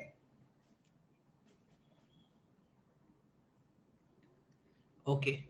1229416. I'm writing it correct.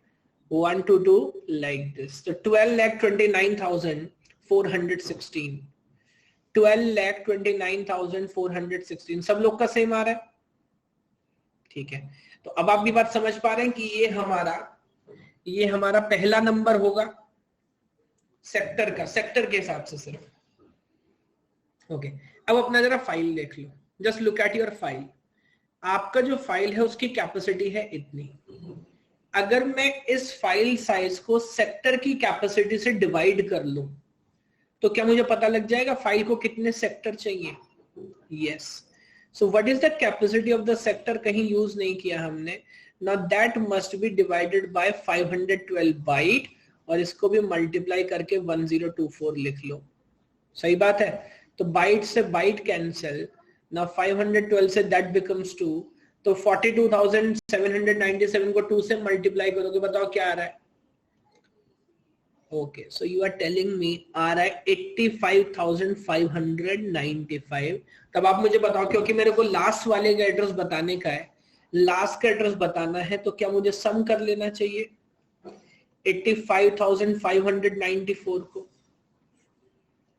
Yes. है ना. और अगेन कैलकुलेशन में आप ही से पूछ रहा हूं ताकि क्रॉस चेक होते चले. बताइए सर आंसर क्या आया ये सम करने के बाद. अच्छा, आंसर आप मुझे बता रहे हैं. सर आंसर आ रहा है 13,15,010. क्या सबका सेम आया है 13,15,010. That's great. अब इस क्वेश्चन को रिवर्स फैशन में सॉल्व करना पड़ेगा, मजा आ जाएगा. अब देखिएगा. तो अब अगेन पहले हम इसे डिवाइड करते हैं, किससे डिवाइड करते हैं, सरफेस की कैपेसिटी से, ताकि इसका सरफेस नंबर पता लगे. तो आप मुझे बताओ एक सरफेस की क्या कैपेसिटी है. अगर मैं सिर्फ सरफेस की कैपेसिटी आपसे पूछूं तो एक सरफेस पे पहले एक सॉरी मैं इसको डिवाइड करूंगा सिलेंडर से. आई एम सॉरी, पहले सिलेंडर की कैपेसिटी निकालूंगा. तो एक सिलेंडर पे 16 सरफेस है, हर सरफेस पे 64 ट्रैक है और हर ट्रैक पे 512 बाइट। अच्छा बस मुझे सेक्टर तक ही जाना है ना, ओके। ये तो मैंने बाइट में निकाला, मैं सेक्टर में निकाला, ओके आई एम सॉरी। तो बस यहीं तक रखता हूँ। नंबर ऑफ सरफेस मुझे निकालना है सिलेंडर। एक सिलेंडर पे 16 सरफेस है और हर सरफेस पे 64 ट्रैक है, इसको डिवाइड करो। जब 13,15,010 को आप डिवाइड करोगे क्या आएगा, मैं भी साथ साथ करते चलता हूँ, अभी ऐसा ना हो सभी एक साथ गलत करें। हाँ 13,15,010 को जब मैं डिवाइड करूंगा 64 से, डिवाइड करूंगा 16 से, तो मेरा आ रहा है 1284 point something something, to be precise, yes to be precise 1284.189 and counting. क्या आपका भी यही वैल्यू आ रहा है, मुझे बताओ, क्या आपका भी यही वैल्यू आ रहा है, यस और नो? यस। तो डू यू अंडरस्टैंड कि इतना फिल करने का मतलब होगा कि 0 से लेके 1283 तक तो पूरा भरेगा, तो हमारा सरफेस नंबर होगा 1284। इसमें अब कहीं से कहीं कोई डाउट हो ही नहीं सकता, क्योंकि उससे आगे निकल गए ना। तो हमारा जो सरफेस नंबर होगा, हमारा जो सिलेंडर नंबर होगा, वो होगा 1284। यस।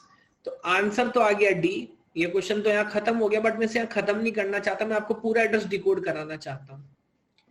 अब गौर करिएगा, 1284 समथिंग समथिंग से अगर आप 1284 माइनस कर दें,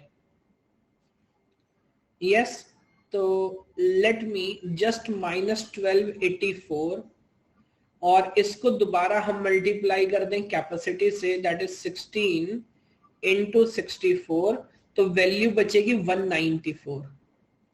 देखिए पॉइंट ऑब्जर्व कर पा रहे हैं कि if I माइनस दिस और फिर जो रिजल्ट आएगा उसको मल्टीप्लाई करता हूँ, वैल्यू बचेगी 194। कहने का मतलब है कि 1284 तक सब कुछ भर चुका है, 194 सेक्टर उसके बाद भी बचेंगे। क्या समझ पा रहे हो आप? 194 सेक्टर उसके बाद भी बच जाएंगे। अब आगे समझो, आगे समझो, एक सेकेंड, जो भी क्वेश्चन होगा मैं बताऊंगा, पहले मैं इस इक्वेशन को कंप्लीट कर लेता हूं। अब इसके बाद बात आती है सरफेस की। एक सरफेस पे कितने सेक्टर हैं?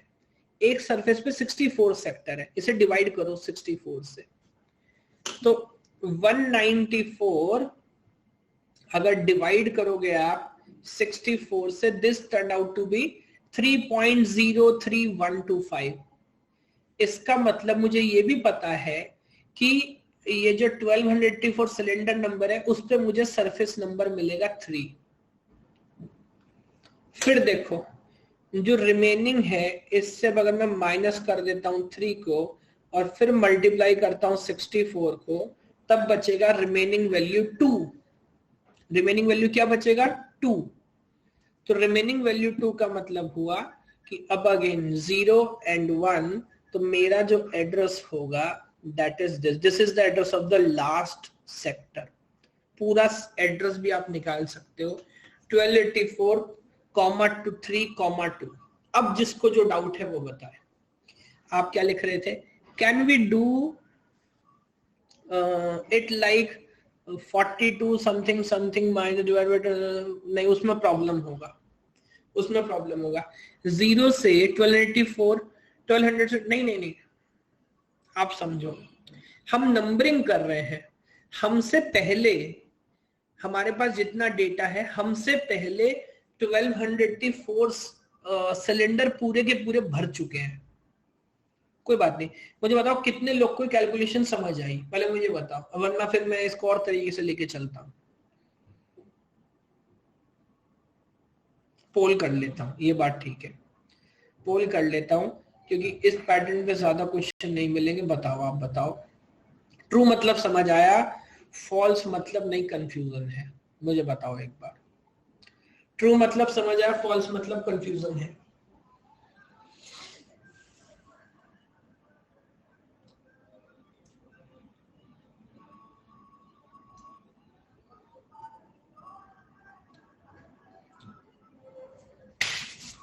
बहुत बढ़िया।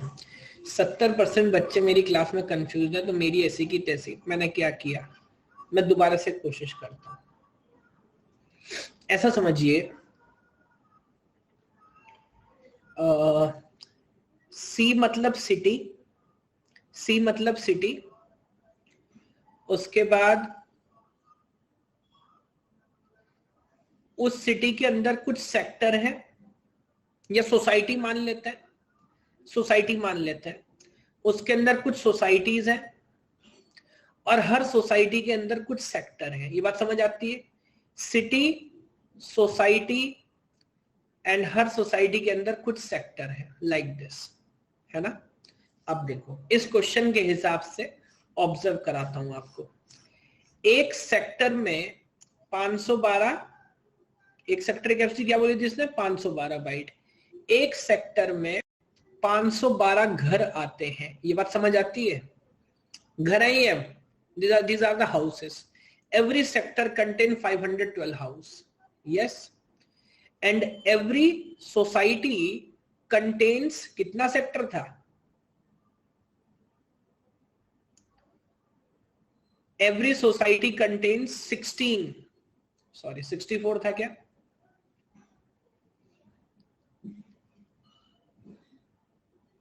$64 था, yes.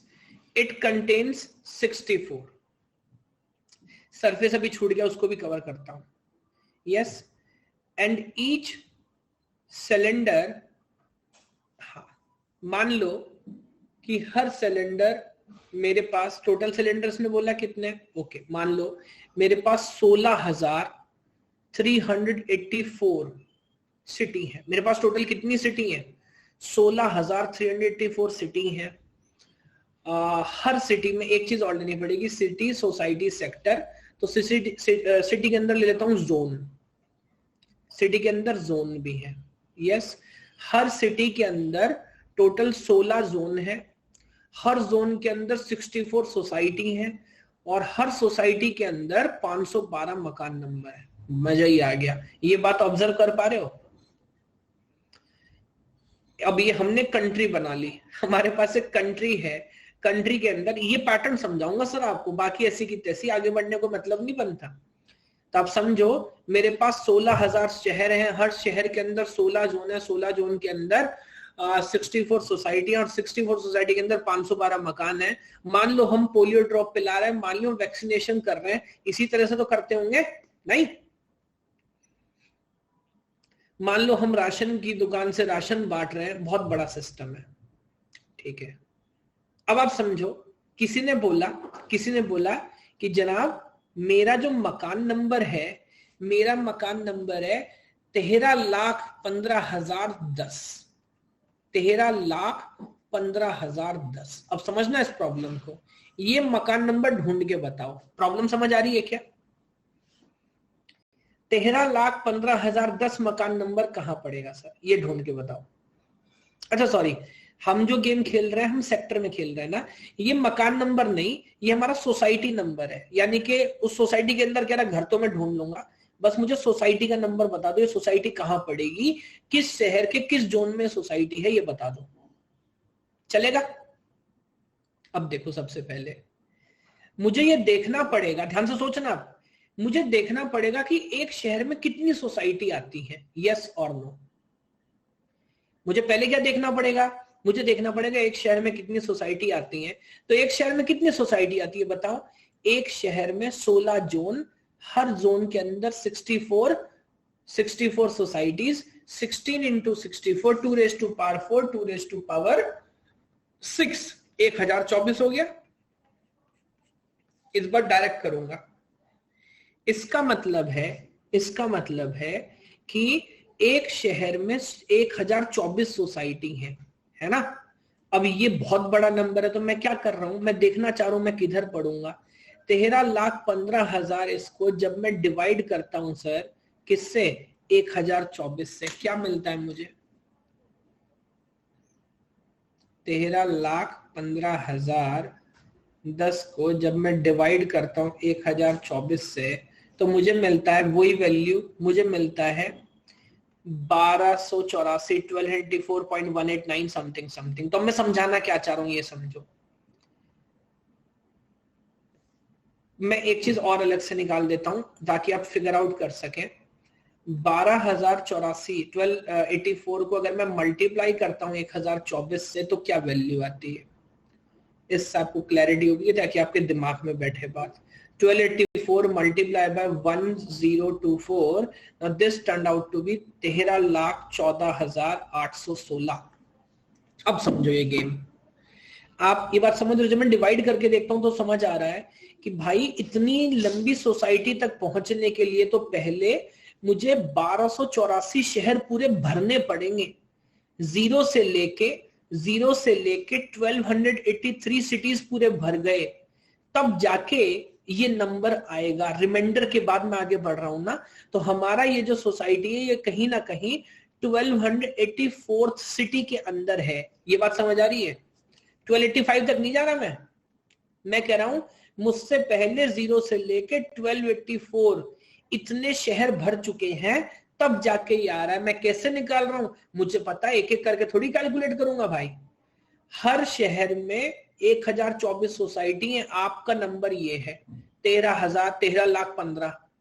तो आपको क्या करना पड़ेगा, आपको पहला शहर भरा, दूसरा शहर भरा, तीसरा भरा, भरते भरते 1284 शहर पूरे भर चुके हैं, तब जाके 1284 में आपके सोसाइटी का नंबर आएगा। ये बात समझ आती है? यस। तो पहला एड्रेस तो मेरा निकल गया कि मेरा सिटी नंबर जो है वो है 1284। हालांकि क्वेश्चन तो यही खत्म हो गया था, बट मैं आगे आपको लेके चलता हूं। अगर कोई यूनिकली पूछ ले कि हमसे पहले कितने सोसाइटी कवर हो चुके हैं, तो देखो मैंने मल्टीप्लाई करके गलत किया है। क्या मैंने क्या 1284 0 से लेके 1283 तक गए, तो 1284 हर एक के अंदर 1024 हमसे पहले इतने आ चुके हैं। हमारा नंबर ये है, माइनस करके देख ले कितने पेंडिंग है। ये तो हमने किया था। जब इनको माइनस करोगे सर तो आंसर आएगा 194। इसका मतलब, अब गौर करिएगा, इसका मतलब बंद हो जा भाई। इसका मतलब हम जिस जोन में हैं उस जोन में हमारा सेक्टर नंबर 194 है। ये बात समझ आती है? हम जिस जोन में हैं वहां पे हमारा नंबर 194 है। अब ये जो जोन है, हर जोन में कितने सेक्टर होते हैं? हर जोन में 64 सेक्टर होते हैं। यस। तो आप मुझे बताओ 194 में से अगर मैं 64 डिवाइड करूंगा तो आएगा 3 पॉइंट समथिंग समथिंग। याद है ना? इसका मतलब, और रिमाइंडर आ रहा था 2, 64 को अगर मैं मल्टीप्लाई करूंगा 3 से तो आता है 192। अगर मैं आपको नंबर करके बता दूं तो भी कोई दिक्कत नहीं। पहले जोन में पहले 64 आए होंगे, फिर अगले 64 आए होंगे, फिर अगले 64 आए होंगे। हमारा जोन नंबर 3 पड़ेगा सर, और हमसे पहले 192 सोसाइटीज आ चुके हैं।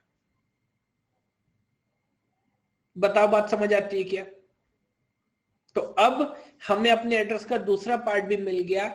सिटी नंबर 1284 के अंदर हमारा जोन नंबर 3 पड़ रहा है। हमारा जोन नंबर 3 है। अभी भी बात पूरी नहीं हुई। इस जोन के अंदर जाहिर सी बात है हमारे पास कितने, हमारा नंबर कौन सा है? दूसरा। तो हमारा सेक्टर नंबर 0 होगा या सेक्टर नंबर 1 होगा? Society number 0, I am sorry, society number 0 होगा कि सोसाइटी नंबर 1 होगा? सर हमारा सोसाइटी नंबर 1 होगा, क्योंकि हमारा दूसरा नंबर है ना, हम तो काउंटिंग 0 से चालू कर रहे हैं, तो हमारा सोसाइटी नंबर 1 होगा। ये लीजिए लिख देता हूं सोसाइटी नंबर 1। तो ये हमने क्या किया, इलेक्शन कमीशन की वेबसाइट पे जाके पता लगा लिया हमारा जो पोलिंग बूथ है कहां पड़ेगा। इस तरह से इमेजिन कर सकते हो, मेमोरी है ना भाई, जैसे चाहे वैसे सोच लो। यस। अभी भी आप समझिएगा, कुछ लोग स्टार्टिंग से फॉलो करना चालू किए होंगे, कहीं बीच में रुक गए होंगे, बट फिर मेरा मानना है कि अब इसके साथ थोड़ा समय आपको भी बिताना पड़ेगा। इसके साथ थोड़ा समय बताओगे तो फिर बात समझ आएगी। 2 कहां से आया? 3.03 था ना? हाँ, ये जो 3.03 था, या तो फिर आप रिमाइंडर वाले पार्ट को मल्टीप्लाई करो, या मैं ऐसे समझ लेता हूं 3 पहला पार्ट था ना, इसका मतलब मुझसे पहले 3 लोग पूरे भर चुके थे, तो मैंने 64 इंटू 3 किया, 192 आया, और जो मेरा डिफरेंस था वो था 194, तो 194 माइनस 192, इसका मतलब 2 रिमेंडिंग था, ऐसे आया। Sir 1 cylinder can store 2⁻25 dividing by, देखिए ओरिएंटेशन बहुत सारे हो सकते हैं श्रेयांश, ऑपरेशंस या ऑब्जर्वेशंस बहुत सारे हो सकते हैं, इधर मैं मल्टीपल नहीं कराना चाहता because that creates a confusion, तो मैं वही आइडिया भी फॉलो करने की कोशिश करूंगा कम से कम फर्स्ट इटरेशन में, जो हर कोई फॉलो कर पाए।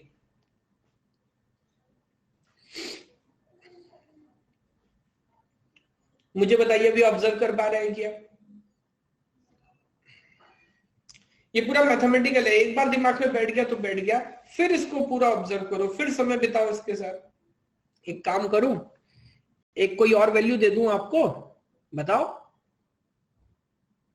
रैंडम वैल्यू कोई भी, चलो ठीक है ऐसा कर लेते हैं, मैं रैंडम, इसने 13 लाख कुछ बोला ना, इसने 13 लाख कुछ बोला, कोई बात नहीं, आप एक काम करो, आप मुझे बता दो मकान सेक्टर नंबर 17,17,717 किधर पड़ेगा भाई, कौन बताएगा? देखो मुझे भी नहीं पता, रैंडम वैल्यू बोल रहा हूं, अभी निकाल लेते हैं, कौन बताएगा?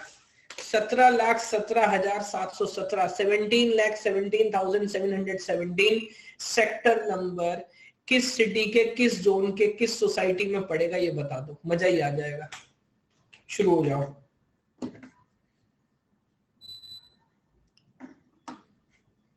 ट्राई करो।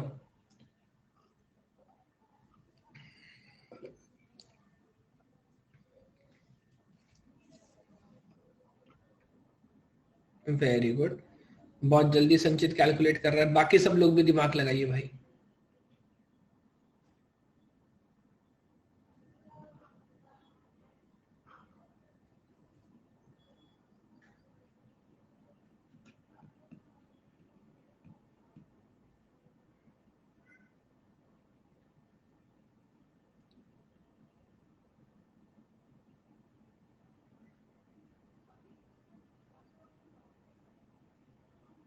पूरा एड्रेस बताओ, पूरा 16,077 तक कई लोग पहुंच रहे, आई होप ये सही वैल्यू होगी, मुझे पूरा एड्रेस बताओ, सिटी नंबर बताओ, जोन नंबर बताओ, सोसाइटी नंबर बताओ। वाह, हैप्पी कह रहा है zone number 7, society number 21, very good.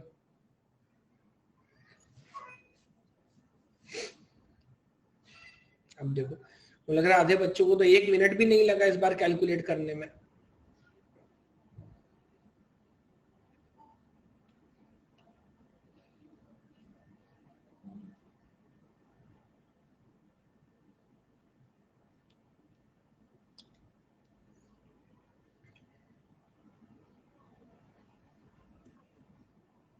Sir थोड़ा गलत हो गया, 20 आएगा, मैंने 1 से काउंट कर लिया लास्ट में, 20 आएगा, 21 आएगा, इसमें कंफ्यूजन हो रहा है भाई। विल इट बी 20 या 21? कुछ लोग 21 लिख रहे हैं, कुछ लोग 20 लिख रहे हैं।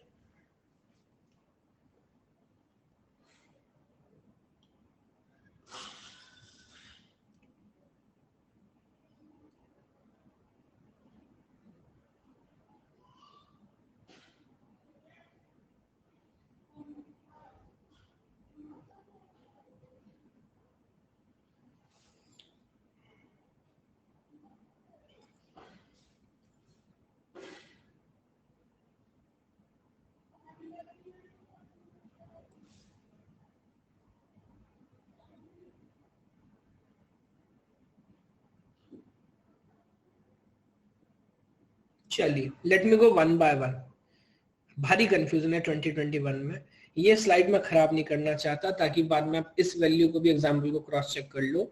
हमने सिटी लिया, जोन लिया, उसका सोसाइटी लिया एंड सेक्टर लिया। क्या क्या डेटा हमारे पास है? सिटी के अंदर 16,384 इतने टोटल सिटी हमारे पास है, और how many zones we have? 16 zones, 64 societies per zone and every society has 512 houses. हालांकि उसकी जरूरत हमें पड़ेगी नहीं. और एड्रेस था 17,17,717. तो अगेन अगर आप मुझे अलाउ करोगे तो हम पहले देखना चाहते हैं एक सिटी के अंदर कितने सोसाइटीज हैं. तो ये हमने पहले से कैलकुलेट किया हुआ है. 16 into 64 is 1024. और ये मैं जब डिवाइड करता हूं सर, अगेन क्रॉस चेक करते चलूंगा क्योंकि आप लोग भी डबल माइंडेड शायद हो रहे हैं थोड़ा लास्ट वैल्यू पे. तो 17, 17, 717 इसको जब मैं डिवाइड करता हूं 1024 से तो मेरा आंसर आता है,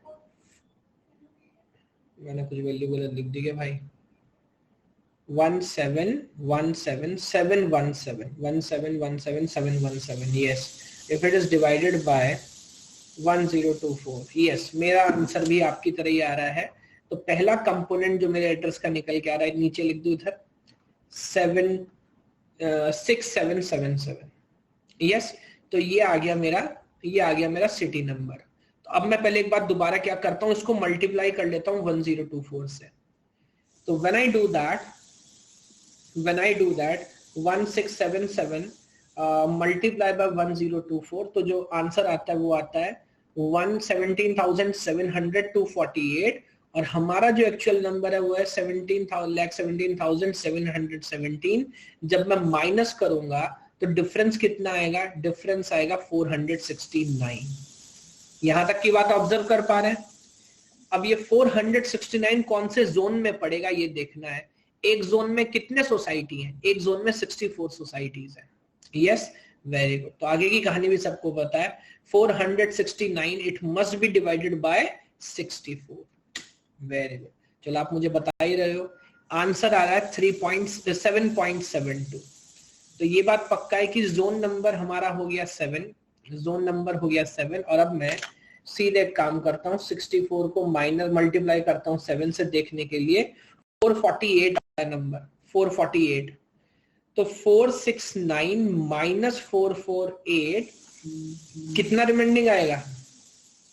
रिमाइंडिंग आ जाएगा 21. तो अब जोन नंबर 7 के अंदर हमारा जो नंबर है, हमारा यानी कि जो टोटल नंबर है वो कितना है? 21.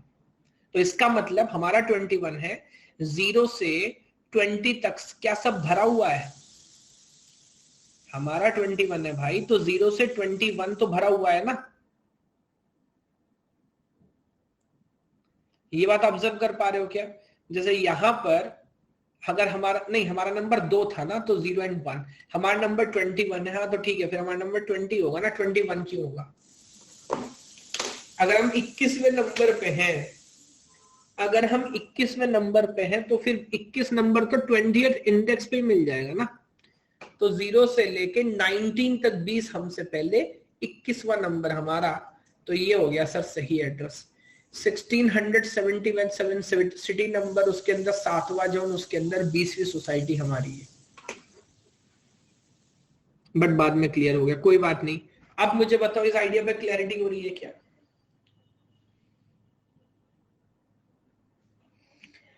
अनुश्री कह रही है सर एक और प्लीज. क्यों, इससे भी अभी भी कॉन्फिडेंस नहीं आ रहा? चलो आप ही कोई नंबर बता दो, फिर आप में से कोई भी एक नंबर बता. लेकिन वो नंबर मैं कमेंट से नहीं, मैं सुनूंगा. मुझे बोल के बताओ. कोई रेज योर हैंड, मुझे बोल के नंबर बताओ. मैं सुनना चाहता हूं. मैं एक बार दोबारा फीचर चेक करना चाहता हूं. एनीबडी कैन रेज हिज और हर हैंड. Very good. तो यहां सबसे पहले बाजी मारी है विराज ने. विराज बेटा बताओ क्या नंबर है, बोलो अपनी. हाँ विराज बोलो. विराज ने तो मिस कर दिया. तो अगला नंबर आता है मोहित का. नहीं, अगला नंबर आता है हैप्पी का. हैप्पी ने उसके बाद किया था. हैप्पी बोलो हैप्पी. हेलो. हाँ मेरे दोस्त हैप्पी, बोलो नंबर बोलो. सर 1867125. 1867125 यही है. Yes sir. चलिए कैसा लग रहा है आपको? अच्छा लग रहा है सर बहुत. ठीक है, ओके, थैंक यू। सर। बहुत बढ़िया सर, चलिए ढूंढ निकालिए इसका नंबर, ढूंढ निकालिए इसका नंबर, आप ही करिए। 18,67,125।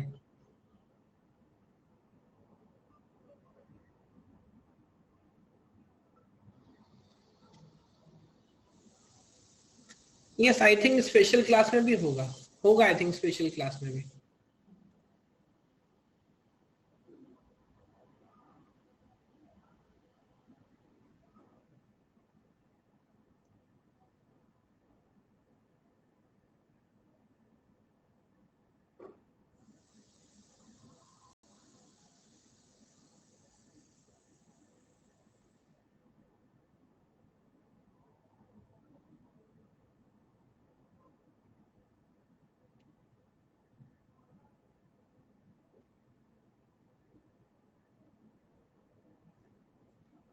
एक minute रुकिएगा।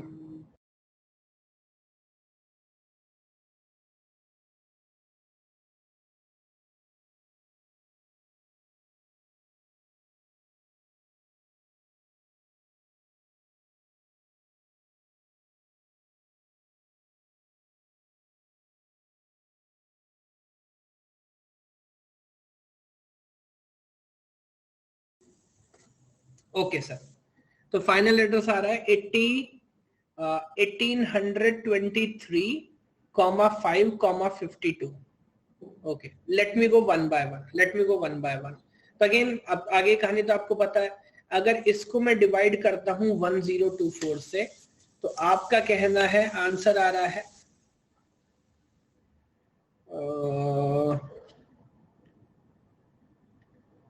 1867,125. Now if this is divided by 1024, yes, answer आ रहा है 1823।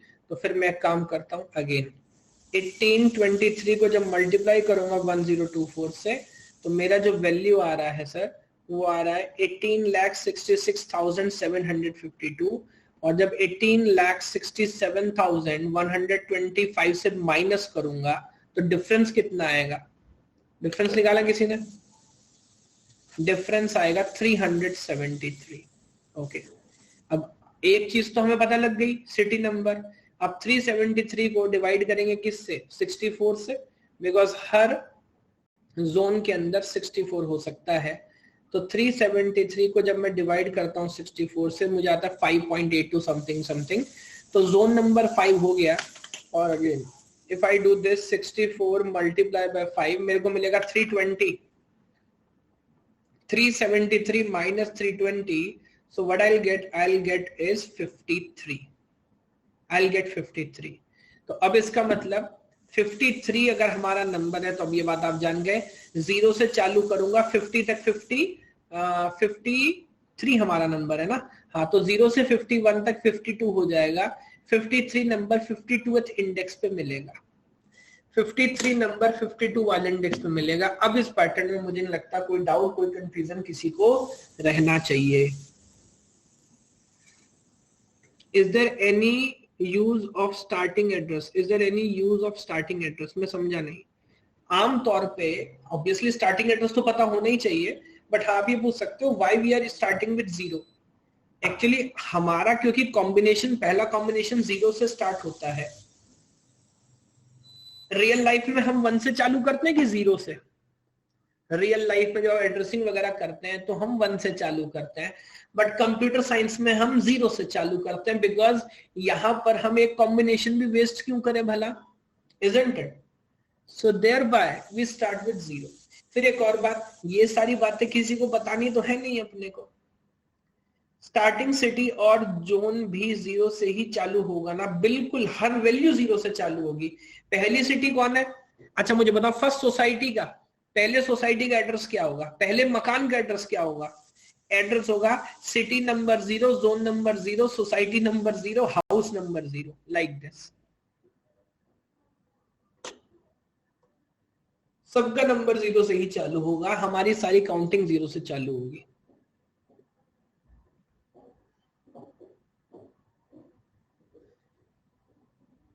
तो इनको भी एक एक कम करो।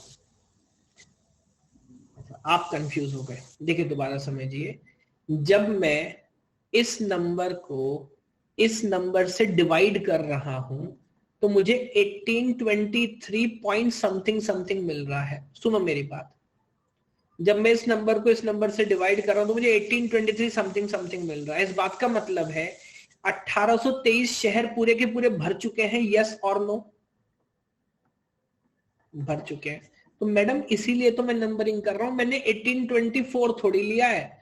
तो जीरो से जब मैं चालू किया तो 1822 तक कितने हो चुके हैं? 1823 तो हो चुके हैं, तब तो मेरा नंबर होगा 1823। बताओ, तो प्लस वन प्लस माइनस करने की कहां जरूरत रह गई?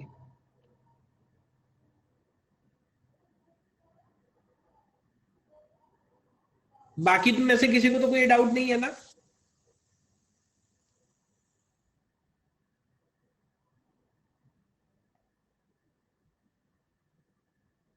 बस अब मैं आपको थोड़ा सा ब्रीफ कर देता हूं। ब्रीफ किसके लिए करता हूं?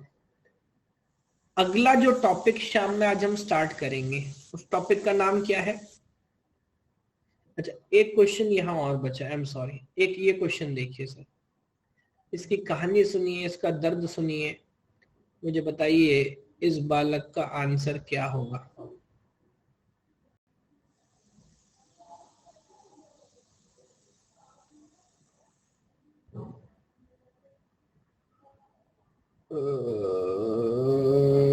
ये क्वेश्चन पाइपलाइनिंग का तो नहीं है ना, ये वाला क्वेश्चन? इसका आंसर बता दो क्या होगा भाई।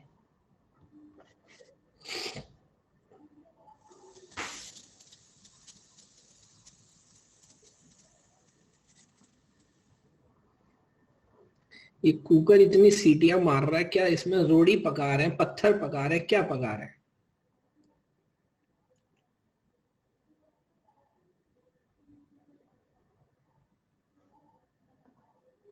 ये राजमा बना रहे हैं। वाह भाई वाह मोहित, ये तो पता करना पड़ेगा। मैंने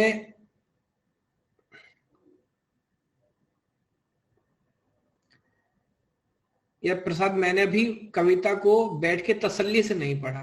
मैं उसको पढ़ूंगा और उसको इंस्टाग्राम पे उसका विमोचन करूंगा, आप टेंशन मत लो। अभी तो 2 दिन में फ्री हूं, यही काम करना है मुझे।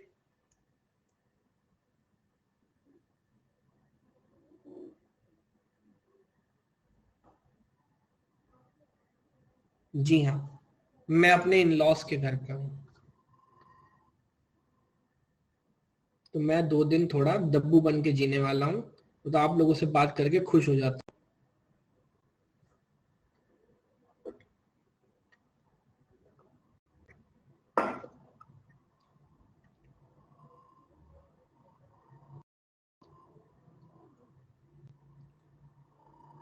इतना तो बनता भी है यार, इतना तो ऐसे थोड़ा थोड़ी तो इज्जत करनी भी चाहिए।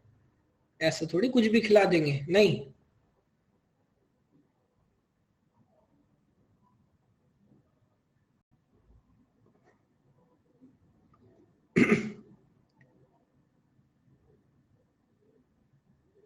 अकेले गए हैं, अभी अकेला आऊंगा तो इनका मुझसे अकेले को लेना देना थोड़ी है भाई, बताओ। अकेले नहीं एंट्री मिलती।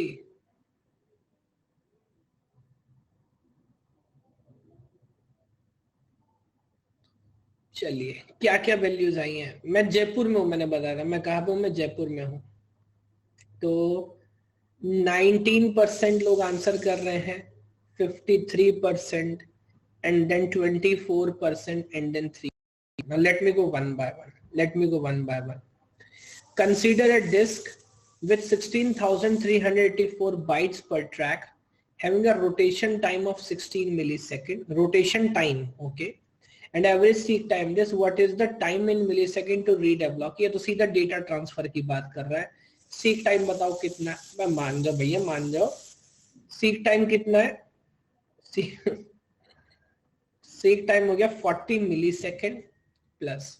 कितने स्पीड से घूम रहा है इसका भगवान भला करे, हमें तो रोटेशनल लेटेंसी डायरेक्ट ही अपन निकाल लेंगे, इसने डायरेक्ट टाइम बता दिया, तो rotational latency turn out to be 8 millisecond plus, रही बात टाइम कैलकुलेट करने की, what is the capacity of the file, capacity of the file is 1024, what is the capacity of the track disk with bytes per track, 16,384, capacity of the file divided by capacity of the track multiply by 8 millisecond. yes, ये कितना आएगा 2 raised to power 10 और ये कितना होता है 2 raised to power 16, तो this will get cancelled out, 2 और ये 2 raised to power 3, तो ये आ जाएगा नीचे,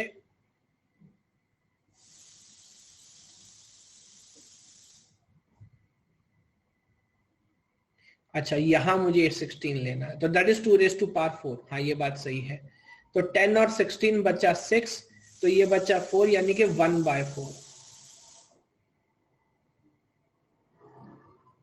1 ही आ गया, एक मिनट रुक जाओ, अच्छा ये 2 raised to power 14 है, 1 कैसा है, हाँ ये 2 raised to power 14 है, ठीक है, तो फिर तो 4 से 4 कैंसिल हुआ, ये आया 1, तो 40 + 8 + 1, देखो मैं आंसर से चीटिंग नहीं कर रहा, इतने तो मैच कर दिया होता मैंने, चलो खैर, तो आंसर से मैच किया, तो 40 + 8 + 1 मिली सेकेंड होगा, भाई नेट वाले इतना तो मान लो भाई, नेट वाले हैं, ये इतना चलता है, तो आंसर इज 49 मिली सेकेंड। खैर अच्छा ये देखो, ये बिल्कुल अच्छी बात कही किसी ने कही, 40 मिली सेकेंड तो सीख टाइम लग रहा है, ये भाई 17 आंसर कर रहे, 3% लोग हैं, अजीब गेम चल रहा है जीवन का। खैर मैंने अगली पीपीटी भी यहाँ पर ऐड कर दी है, और ये अगली पीपीटी है, अच्छा इसमें एक छोटी सी बात मुझे और करनी है आपसे, चलो अगली क्लास में स्टार्टिंग में करता हूँ, और मुझे स्टार्ट करनी है किससे, पाइपलाइनिंग से, तो पाइपलाइनिंग पे डिस्कशन करेंगे, बहुत शानदार तरीके से करेंगे, और बहुत अच्छा आइडिया होने वाला है। यस ओके सर, तो शाम को क्लास का टाइम क्या है मुझे बताओ, शाम की क्लास का टाइम क्या है, 7 to 9 सेम है, कोई चेंज नहीं है। Thank you so much, bye bye, शाम को मिलते हैं, ओके बाय।